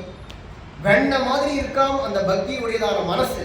அப்பேற்பட்டதானது மென்மையான பக்திய பிரேம பக்திய உடையதானவள் அப்படிங்கிறத சொல்றா. செவ்வாய் அப்படிங்கிறது எதை சொல்றாங்க? அதுல அந்த சிரிப்பு இருக்கு இல்லையா? அந்த சிரிப்பு எதனால வந்ததுனால ஆனந்தத்தினால வரக்கூடியதான சிரிப்பு. மற்ற சிரிப்புகள்லாம் நிலைச்சிருக்காது. மனசுல யார் ஒருவனுக்கு ஆனந்தம் நிலைச்சிருக்கோ, சுகம் வந்ததுன்னா துக்கம் உண்டா இருக்கிறதுனால சுகத்தினால வரக்கூடியதான சிரிப்பு போயிடும். அதே ஆனந்தத்தினால வரக்கூடியதான சிரிப்பு அப்படிங்கிறது நிலைச்சிருக்கும். அதான் பகவானுக்கும் ஞானிகளுக்கும் இருக்கக்கூடியதான சிரிப்பு. அவ சிரிச்சாடான அது அகத்திலேருந்து வரக்கூடிய சிரிப்பு, முகத்திலேருந்து வரக்கூடியதான சிரிப்பு இல்லை. அப்படி இருக்கிறதுனால ஆழ் மனசுலேருந்து வரக்கூடிய ஆனந்தத்தினால சிரிப்பு வரதாக்குனால இவர்களுக்கு மனசுல நிலைச்சு ஆனந்தம் இருக்கு அப்படிங்கிறது தெரிகிறது. செப்பெண்ண மென்முலை செவ்வாய் சிறு மருங்குல். இப்பேற்பட்டதான அந்த மருங்குல் அப்படிங்கிறது இந்த இடைப்பகுதி அது குறுகி இருக்கு அப்படிங்கிறதுக்கு என்ன அர்த்தம்டா? இது ஞானத்தை சொல்றது. இவளுடையதான ஞானம் அப்படிங்கிறது எப்பேற்பட்டதா இருக்கிறதா? சூக்ஷ்மமா இருக்கு, நுண்ணியதா இருக்கு, நுண்ணிய ஞானம் உடையதா இருக்கு. வைராக்கியத்தையும் சொல்றது அப்படின்னு நீங்க காட்டுவா. வைராக்கியம்ங்கிறது கிருஷ்ணமா இருந்தானே, உடம்பு மெலிஞ்சு போறது தானே. இது வேண்டாம், அதுல சாப்பாடு வேண்டாம், தூக்கம் வேண்டாம், அது வேண்டாம், இது வேண்டாம், எல்லாத்தையும் விட உடம்பு மெலிஞ்சு போகிறதுனால அந்த கார்சியம், இந்த மெலிஞ்சு போகக்கூடியதான தன்மையாக அது மெலிஞ்சு இருக்கிறதுனால இழுப்பு, அது வைராக்கியத்தை சொல்றது அப்படின்னு சொல்லுவா. ஞானத்தை சொல்றது அப்படின்னு ஆனந்தத்தை சொல்லியாச்சு. பக்தியை சொல்லியாச்சு, அடுத்தது ஞானம் தானே. அப்படி இருக்கிறதால அந்த ஞானம் இங்க மென்மையா ஒல்லியா இருக்கு அப்படிங்கிறது என்ன அர்த்தம்? நுண்ணியதுன்னு அர்த்தம். அதனால சூக்ஷ்மமான ஞானங்கள், சூக்ஷ்மார்த்தங்கள் தெரிஞ்சவன் அப்பேற்பட்டதான். ஏன்னா ஞானம் இல்லைன்னா பிரயோஜனம் இல்லை. வெறும் பக்தியும் பிரயோஜனம் இல்லை, வெறும் ஞானமும் மரட்டு ஞானமும் பிரயோஜனம் இல்லை.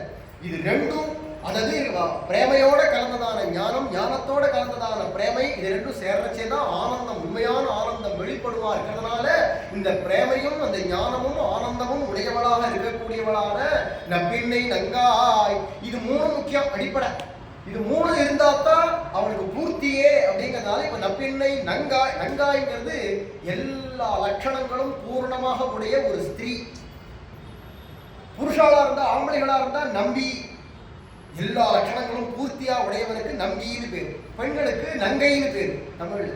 அப்படி இருக்கிறதுனால நங்காய், நப்பின்னை நங்காய் திருவே, இந்த அவதாரத்துக்கு முக்கியமான மகிஷி கிருஷ்ணாவதாரத்துல. அப்படி இருக்கிறதுனால பட்ட ராணியா இருக்கிறதுனால திருவே துயிலழாய். இன்னொரு அர்த்தம் என்னடா, அந்த பகவான் இருக்கானே, பொதுவா திரு அப்படிங்கிற தமிழ் சொல்லுக்கு மகாலட்சுமி. அந்த திருவுக்கும் திருவாகிய செல்வன் கண்ணன், மகாலட்சுமிக்கே லட்சுமியாக, அவளுக்கே ஸ்ரீயாக, செல்வமாக இருக்கக்கூடியவன் பகவான். திருவுக்கும் திருவாகிய செல்வன் அப்படிங்கிறோம் இல்லையா, ஸ்ரீ அப்படின்னு இருக்கிறதுனால அப்பேற்பட்டதான கண்ணனுக்கே இவ செல்வமா இருக்கான். அதனால இவ திருவே, கண்ணனுக்கே இவ திரு, அவனே வேண்டி வேண்டி திருவே இருந்தான். நப்பின்னை நப்பின்னைன்னு ஓடி வரும்படிக்கு இருக்கக்கூடியதுனால, அவனே நாடி வரும்படிக்கு இருக்கக்கூடியவளா இருக்கிறதுனால திருவே குயிலழாய், நீதான் எழுந்துக்கணும் அப்படின்னு சொல்றா. நப்பின்னை நங்காய் திருவே குயிலழாய் அப்படி இருக்கிறதுனால நீ எழுந்துக்கணும் அப்படின்னு சொன்ன உடனே நான் எதுக்கு எழுந்துக்கணும் இப்பதான் பேசுறான்.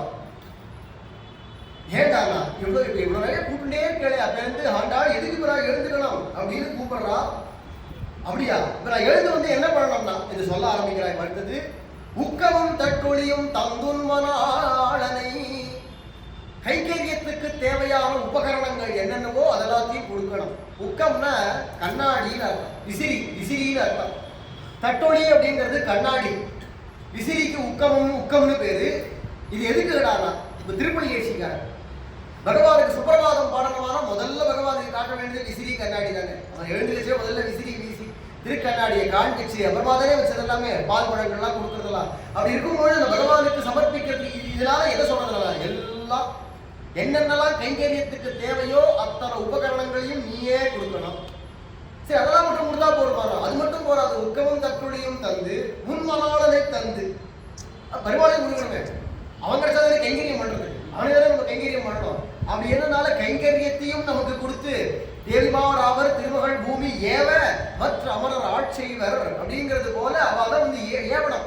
இங்க வா இந்த கைங்கரியத்தை பண்ணு, நீங்க வா இந்த கைங்கரியத்தை பண்ணு அப்படின்னு ஒவ்வொருத்தரையும் பார்த்து பார்த்து பகவானுக்கு தத்தது அவஸ்தோச்சித அப்படிங்கிறார் தத்தியத்துல சுவாமி ராமானுஜர். அந்தந்த சமயத்துக்கு எந்த மாதிரி பகவானுக்கு எந்தெந்த கைங்கரியம் தேவைப்படுங்கிறத பார்த்து சமயம் அறிஞ்சு அந்தந்த நித்திய சூரியர்களை கூட்டோ இல்லை கைங்கரியவர்களை கூட்டு இதை பண்ணு அதை பண்ணு அப்படின்னு தாயார் ஏவ நம்ம அந்த கைங்கரியத்தை பண்ணணுமே. அப்ப கைங்கரியத்தையும் கொடுக்கணும், கைங்கரியத்துக்கு வேண்டியதான என்னென்ன சாமான்கள் தேவையோ அதையும் கொடுக்கணும், அதுக்கு மேல பகவானையும் கொடுக்கணும். அவதான் கைங்கரியத்தை நம்ம பண்ணா வாங்கிக்கிறவன், ஏற்றுக்கக்கூடியவன் அவன் தானே. அப்படி இருக்கிறதுனால உக்கமும் தட்டுளையும் தந்தும் மனாளனை இப்போதே எம்மை நீராட்டேலோர் எம்பாவாய். சரி, இதெல்லாம் நான் அப்புறமா தரட்டுமா அப்படின்னு கேட்டா, இப்போவே கொடுக்கணும், இனி தாழாது.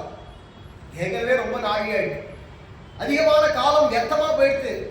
அப்படி இருக்கிறதுனால இனியும் தாழாது, உடனே இப்பவே கொடுக்கணும். இப்போதே எம்மை நீராட்டேலோர், நீராட்டுறதுல எங்களை பகவானோட எங்களை சேரும்படிக்கு அனுகிரகம் வரணும், பகவானை எங்க கூட சேர்த்து விடணும் நீ அப்படின்னு சொல்ல. இப்போதே எம்மை நீராட்டேலோர் எம்பாவாய். நப்பியத்தை பிராட்டி நினைச்சாளா, ஐயோ பாவம், இத்தனை ஆண்டாளும் அவ கோஷ்டியில் ரொம்ப நாழியா ஏங்கி தனிச்சு கூட்டு இருக்கா, இனியும் நம்ம இங்க பள்ளி கொண்டு இருக்கிறது உச்சிதம் இல்லை அப்படின்னு நினைச்சு உடனே பறிச்சு எழுந்து கிருஷ்ணா நீ இரு நான் வரேன் அப்படின்ட்டு கிளம்பி வந்துட்டாளாம். நேர கிளம்பி வெளியில வந்து ஆண்டாளோட கோஷ்டியில சேர்ந்து இப்ப அதுக்கு அடுத்த பாசனம் என்னன்னா, நப்பின்னை பிராட்டியும் ஆண்டாளும் ரெண்டு பேருமா சேர்ந்து கண்ணனை துயிலழப்பாடுறாள் அப்படின்னு இப்ப அடுத்த பாசனமா இருக்கிறதுனால இப்ப தாயாரும் வந்துட்டா. அப்பாடன்னு ஆச்சா ஆண்டாளும். ஏன் இப்ப ராதையும் கோதையுமா சேர்ந்து திருப்பள்ளி ஏச்சி பாடுறா, தாயார் வந்துட்டாரோ இனி பகவான் கிடைச்சிடும். பகவான் இனிமே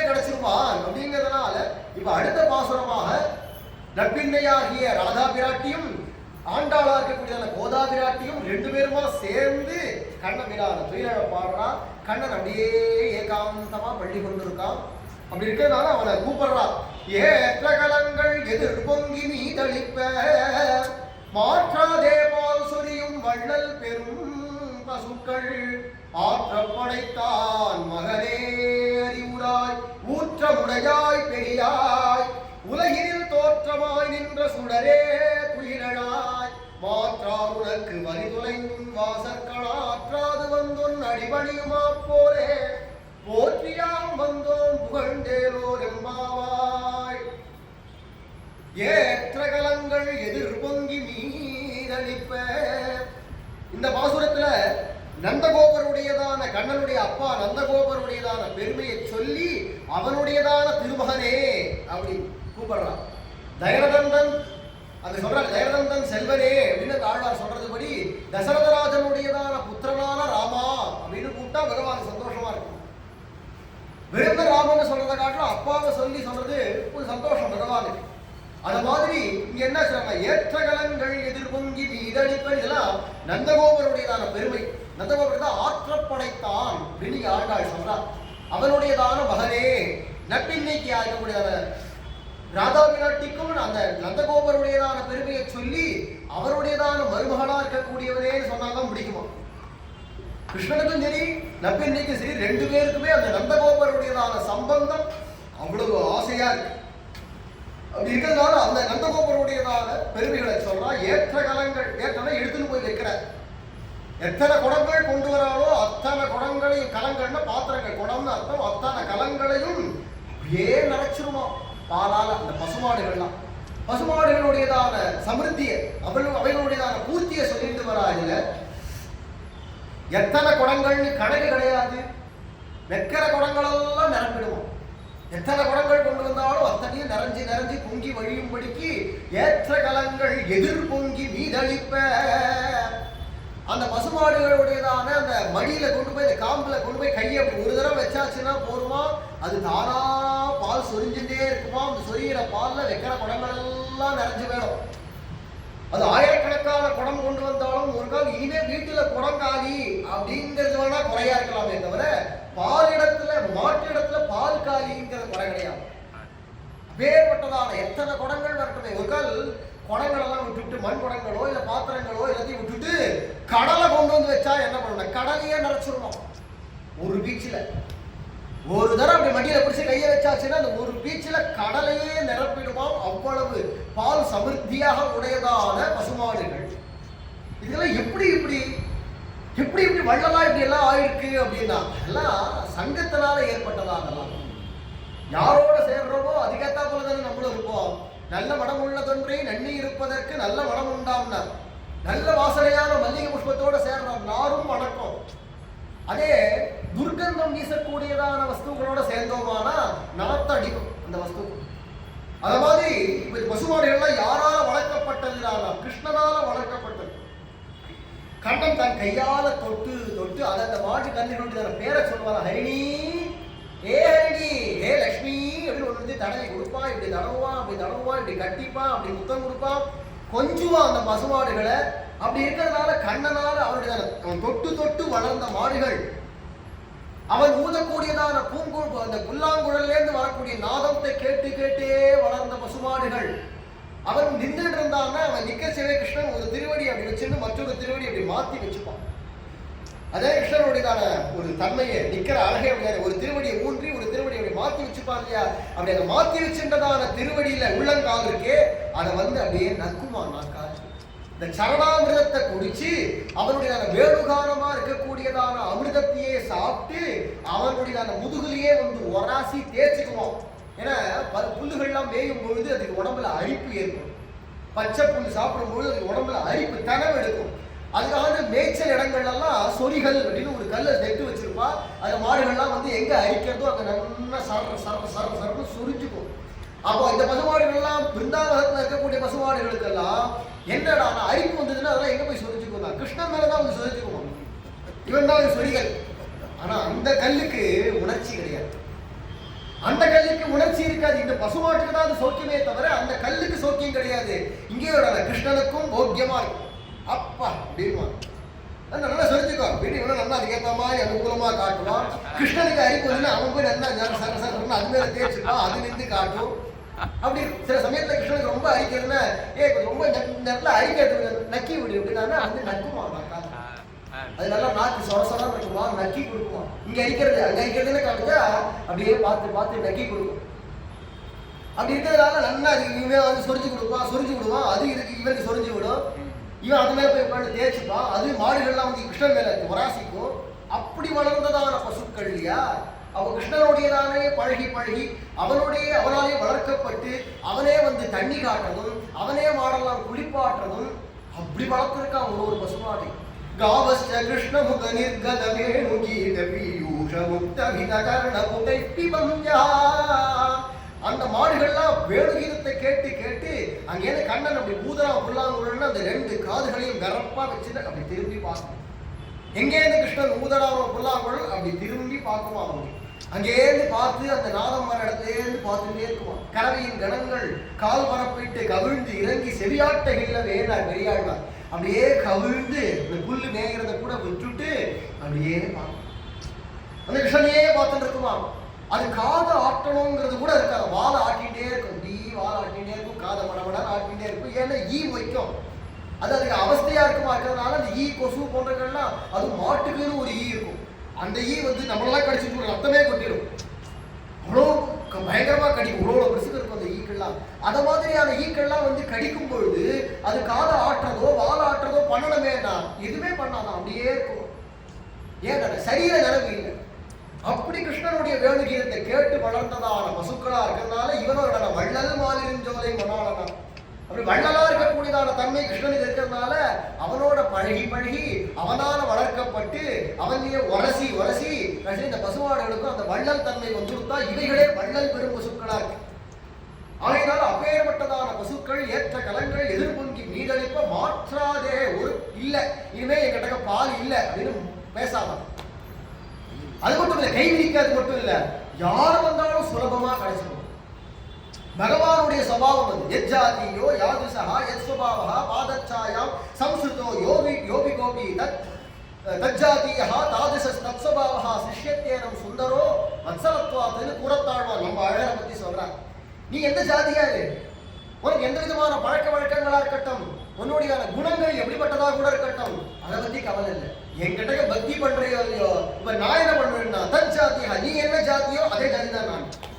உன்னுடைய குணம் என்ன, அதே குணம் தான் எனக்கு. உனக்கு ஏத்த மாதிரியான குணம் பகவானுக்கு தான் சொல்லுவாங்க. யார் எப்படி இருந்தாலும் அவளுக்கு ஏத்தா போல ஆயிடுவோம். பகவானுக்கு ஏத்தா போல நம்மளால மாற முடியாது, வராது. ஒவ்வொருத்தருக்கும் ஒரு குணம், நமக்கு ஏத்தா போல அவன் மாறிடுவோம்.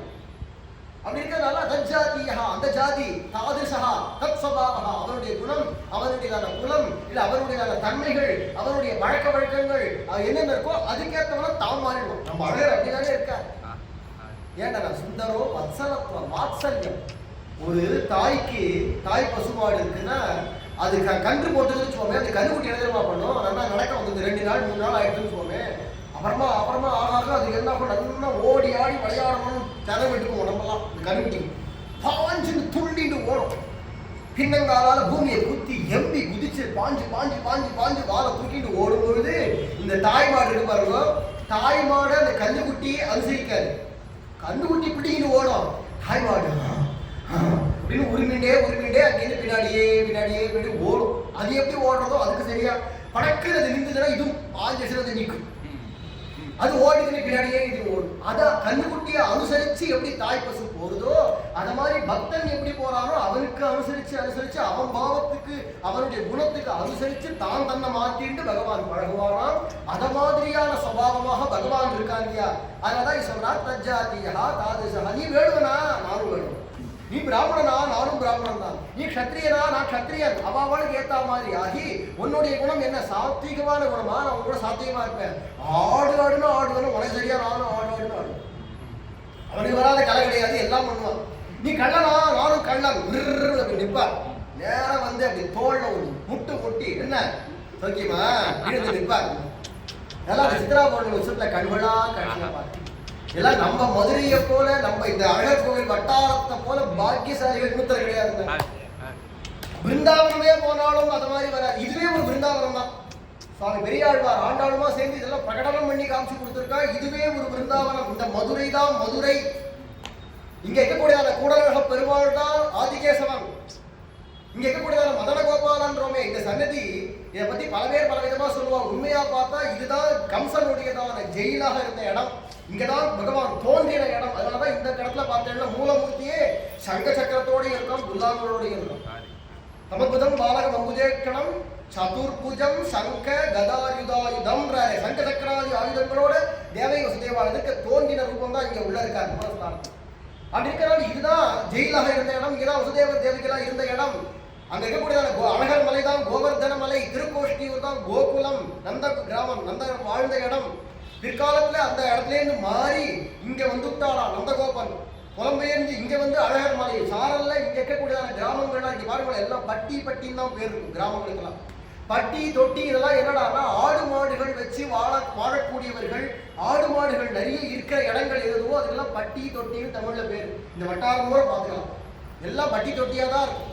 அப்படி இருக்கிறதுனால இதெல்லாம் கூட கோபர்களாக இருக்கக்கூடியதானவர்கள் வாழ்ந்து அங்கதான் கிருஷ்ணன் வாழ்ந்து விளையாடி. இதை எடுத்து சொல்ல போறேன்னு சொல்லலாம், இதை பெரிய ஒரு உபன்யாசமா பண்ணலாம். அத்தனையும் ஃபுல்லா இருக்கு இந்த வட்டார கிராமங்கள்ல. ஒரு நிகழ்ச்சி கிருஷ்ணனுடையதான லீலைகள் ஒவ்வொன்றும் நடந்த இடங்கள் இன்னைக்கும் இருக்கு, பேரோடு இருக்கு. அந்த கிராமங்களுடையதான பேர் உள்பட அப்படியே இருக்கு. அந்தந்த லீலைகள் அப்படியே சொல்ற மாதிரி இருக்கு. அப்படின்னும் பொழுது அப்படியே கூட ஊர்ல இந்த மேலூர் ரோட்ல போச்சு அழகர் கோயில இருந்து கிடாரிப்பட்டின்னு ஒரு கிராமம், அது பேர் கீதாரிப்பட்டின்னு பேரு. கிடாரிப்பட்டின்னு மாறி போயிருக்கு, அது கீதாரிப்பட்டி. அங்கதான் கிருஷ்ணன் இந்த கோவர்தன மலையை தூக்கி நின்ற இடமா, அதனால கிரிதாரிப்பட்டி. இன்னைக்கும் பார்த்தோம்னா பிரம்மோத்சவம் நடக்கிறது அழகருது. அழகர் பிரம்மோத்சவத்துல ஒரு நாள் சூர்ணாபிஷேகம் கிருஷ்ணனா அலங்காரம் பண்ணிட்டு அழகர் வருவார். அது ஆக்சுவலா நடந்தது கிடாரிப்பட்டிக்கு போனோம். நீங்க அழகர் ரொம்ப தூரமா இருக்கு, போக முடியாது, சௌரியத்துக்காக உள்ளுக்குள்ளேயே நடக்கிறது. ஆனா அது போக வேண்டியது ராமசரணியில கிருஷ்ணாவதார அலங்காரம் பண்ணி நடந்துவார் அன்னைக்கு அழகர். அன்றைய தினம் என்னடான்னா அங்க போய் கோவர்தனோத்தாரணம் பண்ற லீலை. அதே மாதிரி இங்க சுந்தரராஜம்பட்டிக்கு 5ஆம் திருநாள் வருவார். அதே தினம் ராசலீல சுந்தரராஜன் அழகனுக்கும் அழகன் நான் அப்படின்னு மன்மதனுடைய கர்வத்தை ஒடுக்கின நாள். அதனால அந்த லீலையை சுந்தரராஜனாக வந்து இங்க ராசலீல பண்ணினதை காட்டுறதுதான் சுந்தரராஜம்பட்டிக்கு வரார். திருவிழாம்பட்டி அப்படிங்கிறது தான் இங்க இருக்கக்கூடிய கிருஷ்ணனுக்கும் பகவான் ராதிக்குமா கல்யாணமான இடம். பெரிய திருவிழாவா கல்யாணம் நடந்தது, அதனால திருவிழாம்பட்டி. அரிட்டாப்பட்டிங்கிற பக்கத்துல ஒரு கிராமம் இருக்கு வேலூர் போற வழியில. ஹரிஷ்டாசுரங்கிறவனை வதம் பண்ண இடம், அதனால அது அரிட்டாப்பட்டின்னு பேரு. அலங்காரம் பண்ணிக்கக்கூடியதான இடம், அலங்காரம் சிருங்கார மண்டலம்னு பிருந்தாவனத்துல ஒரு இடம் உண்டு. கண்ணன் அலங்காரம் பண்ணிக்கக்கூடிய இடம் அது. எங்கேயும் பார்த்தீங்கன்னா அலங்காநல்லூர்னு இருக்கு. அங்கதான் அழகர் முன்னாடி எல்லாம் சித்ரா பண்ணும்போது அங்க போய் அலங்காரம் பண்ணிட்டு போவார் அப்படிங்கிறச்சு. அதே மாதிரி மதுவனம்னு ஒரு வனம் உண்டு பிருந்தாவனத்துல. அங்க நிறைய தேன் அடையா கட்டி கிடக்கும், நிறைய கிடைக்குமா. அது மாதிரி இங்கேயும் பார்த்தீங்கன்னா தேனூர் அப்படின்னு ஒரு ஊர் இருக்கு. இதை மாதிரி எடுத்தோம். இந்த வைகை நதியே யமுனா நதி தான் கிருதமாலா அப்படின்னு சொல்றோம். அப்பேற்பட்டதான நதி இது எல்லாமே. அது மட்டும் இல்லை, அங்க போனோம்னா ஸ்ரீவில்லிபுத்தூர், அதுதான் பர்சானா. தாயார் அவதாரம் பண்ணதான ஆண்டாள் அவதாரம் பண்ண ஊர் சொல்றோமே, அதுதான் பர்சானா. இப்படி எடுத்துட்டோம்னா பூர பூர பூர பூர இங்கேயே ஒரு பிருந்தாவனம். இதை எடுத்து சொல்ல போனோம்னா ரொம்ப நாள் ஆகும். அவ்வளவு இருக்கு, நிரூபிக்கிற மாதிரி. அழகர் தான் கிருஷ்ணன். ஆழ்வார் தான் அதை சொன்னார், துக்க சுழலையில் சூழ்ந்து கிடந்த வலையை அறப்பறித்து சிக்கனை வந்து பிறந்து நின்றாயிட்ட. அழகர் தான் வந்து பிறந்தார், கிருஷ்ணனாக அவதாரம் பண்ணதுங்கிறனால இதுதான் பிருந்தாவனம். இங்கேயே எல்லாம் இருக்குங்கச்சே, வருமா இதுக்கு நிகர். அந்த பிருந்தாவனத்துல நடக்கிற உற்சவத்தை காட்டிலும் இங்க மதுரையில நடக்கிற உற்சவம் அழகருடைய உற்சவம் தான் அப்பேற்பட்டதான தனிச்சிறப்பு. அது மட்டும் இல்ல, குவலையா பீடம்ங்கிற யானையை வதம் பண்ணாத கிருஷ்ணன் தூக்கி அடிச்சான் இல்லையா, அது போய் விழுந்துதான். அதுதான் யானைமலை.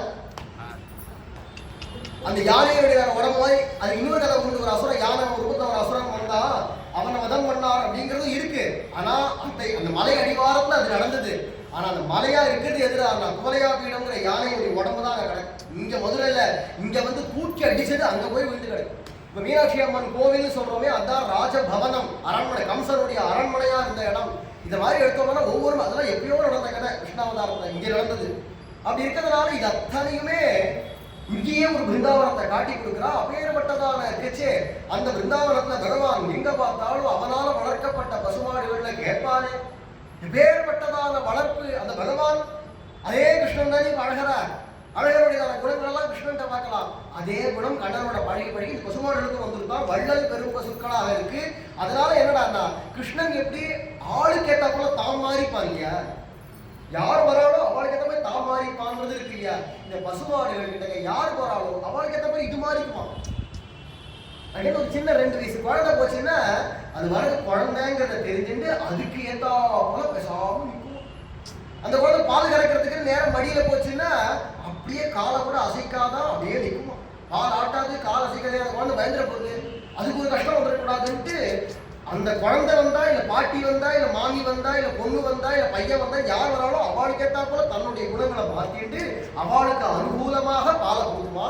ஏற்ற கலங்கள் எதிர் பொங்கி மீதளிப்ப மாற்றாதே பால் சொரியும் வள்ளல் பெரும் பசுக்கள். அப்படி இருக்கக்கூடியதான பசுக்கள் ஆற்றப்படைத்தான் மகனே. அத்தனை பசுமாடுகள் எவ்வளவு பசுமாடு இருக்குன்னு எண்ணிக்கை கிடையாதாம். அவ்வளவு பசுமாடுகள் கிடக்கு, எண்ணி அடங்கா பசுமாடுகள் அத்தனையும் வச்சு கட்டி ஆளக்கூடியதான ஆற்றல் படைத்தவன் நந்தகோபன். இந்த பசுமாடுகளுக்கு இன்னொரு பெருமை என்னன்னா கண்ணனுடையதான கரம்பட்ட பசுமாடு. அந்த பசுமாடுகள் தான் கிருஷ்ணன் கையால தொட்ட பசுமாடுகள். நந்தன் தன்னுடைய வீட்டு மாடுல தொடாமல் இருப்பாங்க. அப்படி இருக்கிறதால அத்தனை பசுமாடுகளையும் கண்ணன் தொடர்றதுனால அதை தொடர்றதான பேறு பெற்றவைகளாக இருக்காம ஆற்றப்படைத்தான். உலகத்திலேயே யாருக்குமே இதை மாதிரியான பசுமாடுகள் கிடையாது. கண்ணன் தொட்ட மாடு வேற யாருக்கும் இருக்காது, கோகுலத்துல தானே இருக்கும். அதனால கண்ணன் தன் கையால தொட்ட மாடுகளா இருக்கிறதுனால அப்பேற்பட்ட மாடை உடைய ஆற்றப்படைத்தான். அவருடையதான மகனே அறிவுராய் அப்படின்னு கூப்பிடுறா. அவனுக்கு புத்திரனாக வைகுண்டத்துல இருக்கிறச்சே கூட இது அத்தனையும் அவனுக்கு தானே சொத்து. வைகுண்டத்துல இருக்கிறச்சே அவனுக்கு தானே அத்தனை சொத்து. உலகம்லாம் அந்த சொத்துல அவனுக்கு பிரீத்தி இல்லையா. இப்ப நந்தகோபனுடைய பிள்ளையா வந்ததுக்கு அப்புறமா இது அப்பா சம்பாதிச்ச சொத்து. அப்படி இருக்கிறதுனால அது ரொம்ப பிரியமா இவனுக்கு. கிருஷ்ணனுக்கு அவ்வளவு பிரியமா. அப்பேற்பட்டதான கிருஷ்ணனுக்கு பிரியப்பட்ட பசுமாடுகளை உடையதான ஆற்றப்படைத்தான் மகனே. எவன் ஒருவர் மகன் ஒருவர் கல்லாத மாமேனி மாயன் அப்படிங்கிறார் ஆழ்வார். யாருக்குமே அவன் மகன், அவன் தான் எல்லாருக்கும் அப்பா. இந்த கண்ணன் தான் எல்லாருக்கும் அப்பா. பிதாசி லோகசே சராசரஸ்யன்னு இருக்கக்கூடிய பகவான் இப்ப என்ன இன்னாருடைய புள்ள, நானு நந்தம் புள்ள, தசரதம் புள்ள அப்படின்னு வந்தது இது அவனுக்கு பெருமையா இருக்கு. சௌஸ்ரேஜான் பவதி ஜாயமானஹா. எவ்வளவுக்கு எவ்வளவு அவதாரம் பண்ணாரோ பண்ண பண்ண வந்து அவதாரம் பிறப்பு எடுக்க எடுக்க அவனுக்கு பெருமையும் புகழும் மேல மேல பொங்கி வளர்றதான். அப்படி இருக்கிறதால ஆற்றப்படைத்தான் மகனே அறிவுராய்.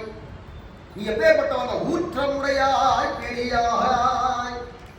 ஊற்றமுடையவன் என்ன அர்த்தம்? திருடப்பிரமாண சித்தம். வேதம்ன்றதான் திருடமான பிரமாணம். அந்த வேதத்தினால புகழப்படக்கூடியதான, பேசப்படக்கூடியதான, போற்றப்படக்கூடியதான வஸ்து. வேதைஷ்ட சர்வை அகமேவ வேத்யா அப்படின்னு கண்ணனே கீதையில சொல்றான். வேதத்துல எங்க பார்த்தாலும் இந்த பகவானுடையதான பெருமையெல்லாம் பேசப்படுறது. ஆமூலாகிரம் சர்வே வேதாய பதமாமனம் தீன் வேதமே சொல்றது. எவனுடையதான பெருமையையும் புகழையும் பதத்தையும் வேதங்கள் எல்லாம் உத்கோஷிக்கிறதோ புகழ்கிறதோ அவன்தான் பரபிரம்மம்னு வேதம் காட்டுறச்சே. அப்பேற்பட்டதான வேதத்துல சொல்லப்பட்டதான ஒரு பிரமாணம் உடையதான புருஷன், திடப்பிரமாண சித்தனானவனா இருக்கிறதுனால ஊற்றமுடையாய் பெரியாய். பெரியாய் அப்படின்னா என்ன அர்த்தம்னா பிரம்மம்னு அர்த்தம். பிரம்மம் அப்படின்னு சொன்னா பிருகத்வாது பிரம்மணத்வாச்ச தத் பிரம்மே தெவிதீயதேன்னு சுவாமி ராமானுஜர் அந்த பிரம்மங்கிற வாக்கியத்துக்கு நிர்வசனம் பண்றார், அர்த்தம் காட்டுறார் அந்த சொல்லுக்கு. அதனால எவன் ஒருவன் மிக பெரியவனாக இருக்கானோ, யாரோ சில பேர் சொல்லிட்டு இருக்கா இறைவன் மிக பெரியவன். ஆனா உண்மையா பார்த்தா இவர் தான் கண்ணன் தான் இறைவன், அவர் தான் மிக பெரியவன். பெரியாய் ஆண்டார் சொல்றா. வேதமும் மகதோ மகியான் வேதமும் காட்டுறது. அதனால அப்பேற்பட்டதான பிருகத்தா இருக்கக்கூடியவன், அண்டியவர்கள் எல்லாரையும் மிக உயர்ந்தவர்களாக ஆக்கக்கூடியவனா இருக்கிறதான அந்த பகவான் யார்? அவன் தான் பிரம்மம் அப்படின்னு காட்டுறார் இல்லையா. அப்பேற்பட்டதான பிரம்மம் அதான் பெரியாய் அப்படின்னு ஆண்டாள் சொல்றா. பெரியாய் உலகினில் தோற்றமாய் நின்ற சுடரே துன்புயிராய். நம்ம எல்லாரும் பிறக்கிறோம், கர்மாவனுடையதான பலனாக நம்ம எல்லாரும் பிறவி எடுக்கிறோம், பிறக்கிறோம். அதனால நமக்கெல்லாம் பிறப்புன்னு பேரு. பகவான் வந்தானா அது தோற்றம், தோன்றான் மறையா, பிறக்கிறது இல்லை. எல்லா குழந்தையும் ஒரு அம்மா வயிற்றுல 10 மாசம் இருந்து எப்படி எல்லா குழந்தைகளும் பிறக்குமோ அத மாதிரி பகவான் பிறக்கிறது இல்லை. தோற்றம் மறைவு. ராமாவதாரமும் அப்படிதான், கிருஷ்ணாவதாரமும் அப்படிதான். எல்லா அவதாரங்களுமே தோற்றம் மறைதான். நரசிம்மர் தூண்ல இருந்து தோன்றினார் மறைஞ்சார், பிறந்தார் போனார் கிடையாது, தோன்றினார் மறைஞ்சார். ராமாவதாரமும் அப்படிதான், தோற்றம் தான். கௌசல்யக்கு எதிர்க்க சதுர்புஜத்தோடு அப்படி பகவான் தோன்றினார், பிற்பாடு குழந்தையாக ஆனான். கிருஷ்ணனும் அப்படிதான், தோற்றம் மறைவும் வேணாம். நேர போய் அப்படியே சரையூல போய் ஒரு ஸ்நானம் பண்ணார், கக்குனு தன் ரூபத்துல நேர கிளம்பிட்டார், கிளம்பிட்டார். கிருஷ்ணாவதாரத்தில் யோகாத்தில திருமேனி அப்படியே மறைச்சு கிளம்பிட்டான். நெருப்பு எங்க பார்த்தாலும் எரிஞ்சது, கிருஷ்ணனை காணும் அப்படியே மறைஞ்சு போயிட்டான். மறைவுதான் அது. கடைசியில போனது இருக்கட்டும், நடுவுலயே எத்தனை தரம் மறைஞ்சு தோன்றி எத்தனை பண்ணிட்டான் கிருஷ்ணன். ராசக்கிரீடையில மறையறான், தோன்றான். வெண்ணையை திருடிட்டு கிருஷ்ணன் இப்படிதான் ஓடினார், பார்த்துட்டே வர, இப்படிதான் போனா, இந்த பூண்டு எடுத்த போய் நின்னா, அதற்கும் போய் எதுவும் போல பார்த்துட்டே தான் வர. அந்த கோபி வந்து பார்த்தா கிருஷ்ணனை காணும். பார்த்தோம் கிருஷ்ணனை காணுமேன்ட்டு நீ வரா, எதுவும் திரும்பி பார்ப்போம் பார்த்தா அங்கே சீசினா ஓடுறோம். பிடிக்கலாத போல பிடிபட முடியல, படக்குன்னு மறையலாம், கடக்குன்னு தோன்றான். இந்த மாதிரியா இருக்கிறச்சே, அதாவது தோற்றம் மறைவதா இருக்கிறதால உலகில் தோற்றமாய் நின்ற சுடரே, போன சுடர் இல்ல, நின்ற சுடர், இன்னைக்குமே நிலைச்சு இருக்கக்கூடியவன். பிரசன்ட்ல சொல்றான், பாஸ்ட்ல சொல்லல. என்னைக்கோ தோற்றமாய் தோன்றிய சுடரேன்னு சொல்லல, தோற்றமாய் நின்ற சுடரே, இப்பவும் நிக்கிறான் அப்படிங்கிறது அது தற்கால பாவம் அப்படின்னு சொல்லுவார். இப்போ தற்காலத்துல சொல்லக்கூடியது. அப்படி இருக்கிறதுனால நிகழ்காலம்னு தமிழ்ல சொல்றாங்க, நிகழ்காலத்துல சொல்றா.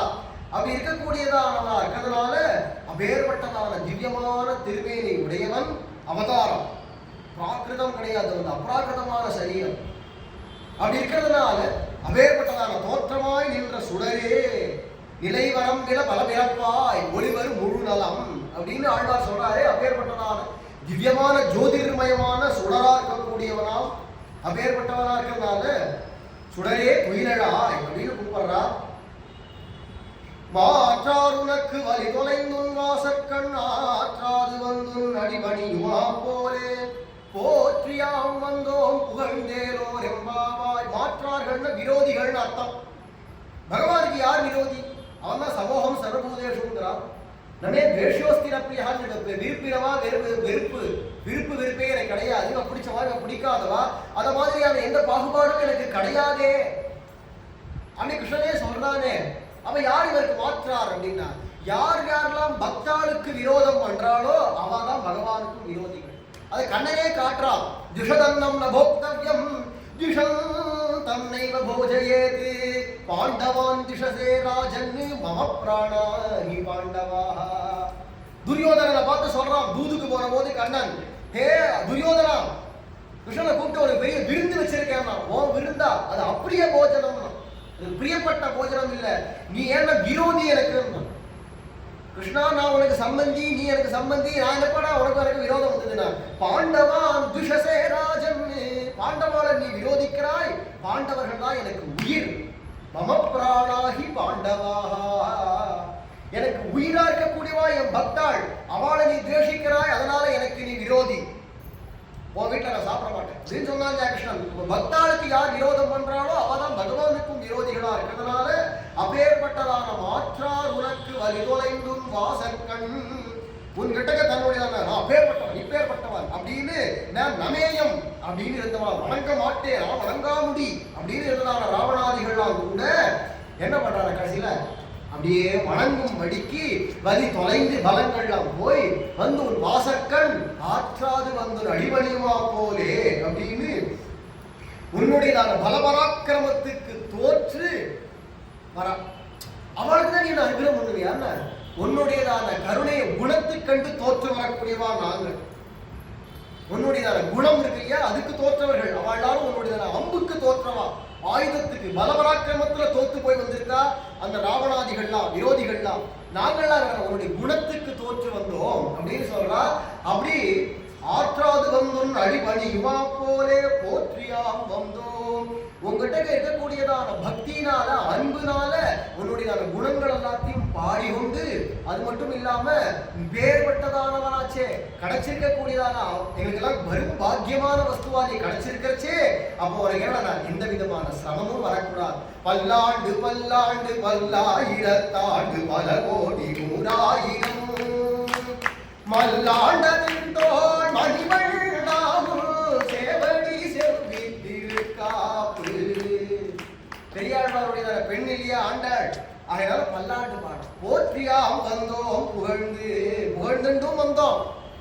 முக்கியம். அங்க போற்றுதல்னா பல்லாண்டு பாடுறதுன்னு அர்த்தம். அப்படி இருக்கிறதுனால பல்லாண்டு பாடிண்டு வந்திருக்கோம் நாங்கள் எல்லாரும் அப்படின்னு சொல்றா இல்லையா. அப்படி அவன் வந்தோம் ஒரு கால் நாங்களாம் எப்படி இருக்கிறோம்னா நீ வரணும் அப்படின்னு காத்துன்னு இருக்க வேண்டும். அவன் எப்போ வரானோ அவன் வந்து எனக்கு பண்ண வேண்டிய அனுகிரகத்தை பண்ணட்டும்னு இருக்கணும். அப்படிதான் பிராட்டி இருந்தா சீதை. தத்தஸ்ய சதுசம்பவேது. ராமர் வந்து என்னை அழைச்சிட்டு போகட்டும். ஹனுமான் நீ தூக்கிட்டு போறேன்னு சொல்லாத, அது உச்சிதம் இல்லை. உனக்கு அழகம் இல்லை, எனக்கு அழகம் இல்லை, ராமருக்கு அழகு இல்லை. ராமர் வந்து இந்த ராவண பிரபுதிகள் எல்லாத்தையும் வதம் பண்ணிட்டு என்னை அழைச்சிட்டு போகணும். அதுதான் அவருக்கும் தகுந்தது, எனக்கும் தகுந்தது. ஹே ஹனுமன்னே உனக்கும் அதான் உத்தமமான லட்சணம். அப்படி இருக்கிறதால அதுதான் அவர் வரட்டும் அப்படின்னு காத்துண்டு இருக்க வேண்டியதான நாங்கள் இனி எங்களால இருக்க முடியல, உன்னுடைய பிரிவு தாழல அப்படிங்கிறதுனால வந்து போற்றி யாம் வந்தோம். நீ வர வேண்டி இருக்க நாங்கன்னா உன்னை தேடின்னு வந்திருக்கோமே அப்படின்னு சொல்றா. அப்படி வந்து போற்றி புகழ்ந்து புகழ்களையும் பாடுறோம். வீர சரித்திரங்கள் குணங்கள் எல்லாத்தையும் அதையும் புகழ்ந்து பாடுறோம். அதே சமயத்துல உனக்கு பல்லாண்டும் பாடுறோம். அது ஸ்வரூப லட்சணம். பல்லாண்டு பாடுறதுதான் இந்த ஜீவாத்மாவுக்கு ஸ்வரூப லட்சணம். பகவானுக்கு இதெல்லாம் பெரியாழ்வார் மிச்ச ஆழ்வார் எல்லாரும் பகவானால தான் நம்ம வாழ்றோம்னு நினைச்சான். அவன் தான் அனுகிரகம் பண்ணணும், அவன் கிருபையில நம்ம வாழணும் அப்படின்னு நினைச்சா. நமக்கு எல்லா விதமான நன்மைகளும் அவனுடைய அனுகிரகத்தினால நினைச்சா. ஆனா பெரியாழ்வார் என்ன பண்ணாருன்னா, ஆஹா நம்ம பாடுற பல்லாண்டுனாலதான் பெருமாள் சௌக்கியமா இருக்க அப்படின்னு நினைச்சா. அதனால அவர் பெரிய ஆழ்வார்னு சொல்றாங்க. பெருமை வாய்ந்த ஆழ்வார் பெரிய ஆழ்வார். ஏன் அப்படின்னா பெருமாளுக்கே பல்லாண்டு. பொங்கும் பரிவாலே வில்லிபுத்தூர் பட்டரவிரான் பெற்றான் பெரியாழ்வார் என்னும் பெயர். ஏன்னா மிச்ச ஆழ்வார்களும் பகவான் அனுகிரகம் பண்ணணும், அதனாலதான் நம்ம வாழணும்னு நினைச்சா. நம்ம பாடுற பல்லாண்டாலதான் பகவான் க்ஷேமமா இருக்கணும்னு நினைச்சா. அதுதான் அந்த பிரேம அன்பு பொங்கி வர்றதுனால பகவானை நமக்கு குழந்தையாக தோணி அப்பா அம்மா தானே ஆசீர்வாதம் பண்ணணும், அப்பா அம்மா தானே பார்த்துக்கணும். அப்படி அதான் கோவில் இருக்கக்கூடிய பெருமாளை அப்படிதான் பார்த்துக்கணும். சாட்சாவதாரமா வரக்கூடியதான பெருமாள் இடத்துல அப்படிதான் பழகணும். நம்ம பறிஞ்சு பார்த்துக்கணுமே தவிர பகவான் நம்மளை பார்த்துக்கணும் அவன் பார்த்துக்கவே மாட்டார். ஏன்னா அவர் பார்த்துக்கிறதுக்கு தான் மேல இருக்காரு. அந்தர்யாமியா இருக்கார், விபவமா வந்தவர் இருக்கட்டும், அது மேல பரவாசுதேவனா வைகுண்டத்துல இருக்கார், க்ஷீலாப்தியில இருக்கார். அந்த ஸ்திதிகள்ல இருக்கக்கூடியதான அவஸ்தைகள்ல நான் உன்னை பார்த்துப்பேன். அர்ச்சாவதாரம் நீ என்ன பார்த்துக்கோ. நீங்க எந்த விதேசம் போய் பாருங்களேன், எந்த விதேசத்துடைய புராண வரலாறு எடுங்கோ, அந்த விதேசத்தை ஏதோ ஒரு பக்தனுக்காக அவன் வேண்டினான், அவன் விரும்பினாங்கிறதுக்காக தோன்றி இருப்பார். அதுக்கு அப்புறமா பார்த்தாலும் அந்த சன்னதிகளை புனரமைக்கிறதோ இல்லை பகவானுக்கு உற்சவங்கள் கொண்டாடுறதோ எல்லாம் இது நம்மளுடைய ஆனந்தத்துக்கு நம்மளுடையதான பாக்கியத்துக்காக பெருமாளுக்கு எல்லாம் நடத்துகிறாரே தவிர அவருக்கு எதுவும் ஆகணுங்கிறது இல்லை. நட்டே ரூபம் நச்சாகாரோ நாயுதாரி நச்சாஸ்பதம் ததாவி புருஷாகாரோ பக்தானாம் தம் பிரகாசசே வேதமும் சொல்றது. பக்தர்களுக்காக தான் எல்லாம் நம்ம பார்த்து பண்ணாதான் அவனுக்கு. அத மாதிரி நீங்க பார்த்து என்ன பண்றீங்களோ அதை ஏத்துக்கிறேன் அப்படின்னு நம்ம கிட்ட வந்து இறங்கி உட்கார்ந்துருக்கார். இந்த அர்ச்சாவதாரமா இருக்கிறதுனால அந்த பகவானை நம்ம தான் பார்த்துக்கணும் அப்படிங்கிறத நமக்கு காட்டுறார் பெரியாழ்வார். அவருடைய பெண்ணா இருக்கிறதுனால ஸ்ரீ ஆண்டாளும் போற்றியாவும் வந்தோம்னு பகவானுக்கு பல்லாண்டு பாடின்னு வந்து சொல்றா. அடுத்தது இப்போ இந்த அவருடைய பலபராக்கிரமத்துக்கு தோற்று வந்தவர்களை சொன்னா. அடுத்து என்னடான்னா பகவானுடைய குணங்களுக்கு தோற்று வரக்கூடியதான ராஜாக்கள் யார் யார் இருக்காளோ அவள் எல்லாரையும் அடுத்த பாசுரத்தை அவ எப்படி வந்து உங்ககிட்ட வராளோ அத மாதிரி நாங்கள் வந்தோம் அப்படின்னு அடுத்த பாசுரம் அங்கன்மா ஞானத்து பாசுரத்தை சொல்றா. மேல நாளைக்கு அனுமதிக்கலாம். ஸ்ரீ ஆண்டாள் திருவடிகளே சரணம். ராமானுஜா ராமானுஜா ராமானுஜா ராமானுஜா ராமானுஜா ராமானுஜா ராமானுஜா ராமானுஜா ராமானுஜா ராமானுஜா ராமானுஜா ராமானுஜா ராமானுஜா ராமானுஜா ராமானுஜா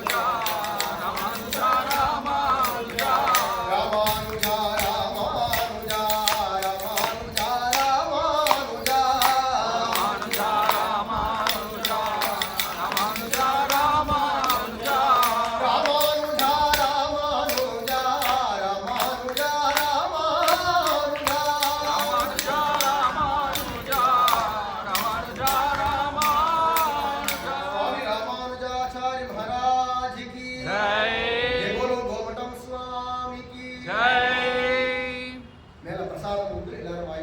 வழக்கம் போல நாளைக்கும் 6:15 சாயங்காலம் உபன்யாசம் ஆரம்பம். எல்லாரும் வந்து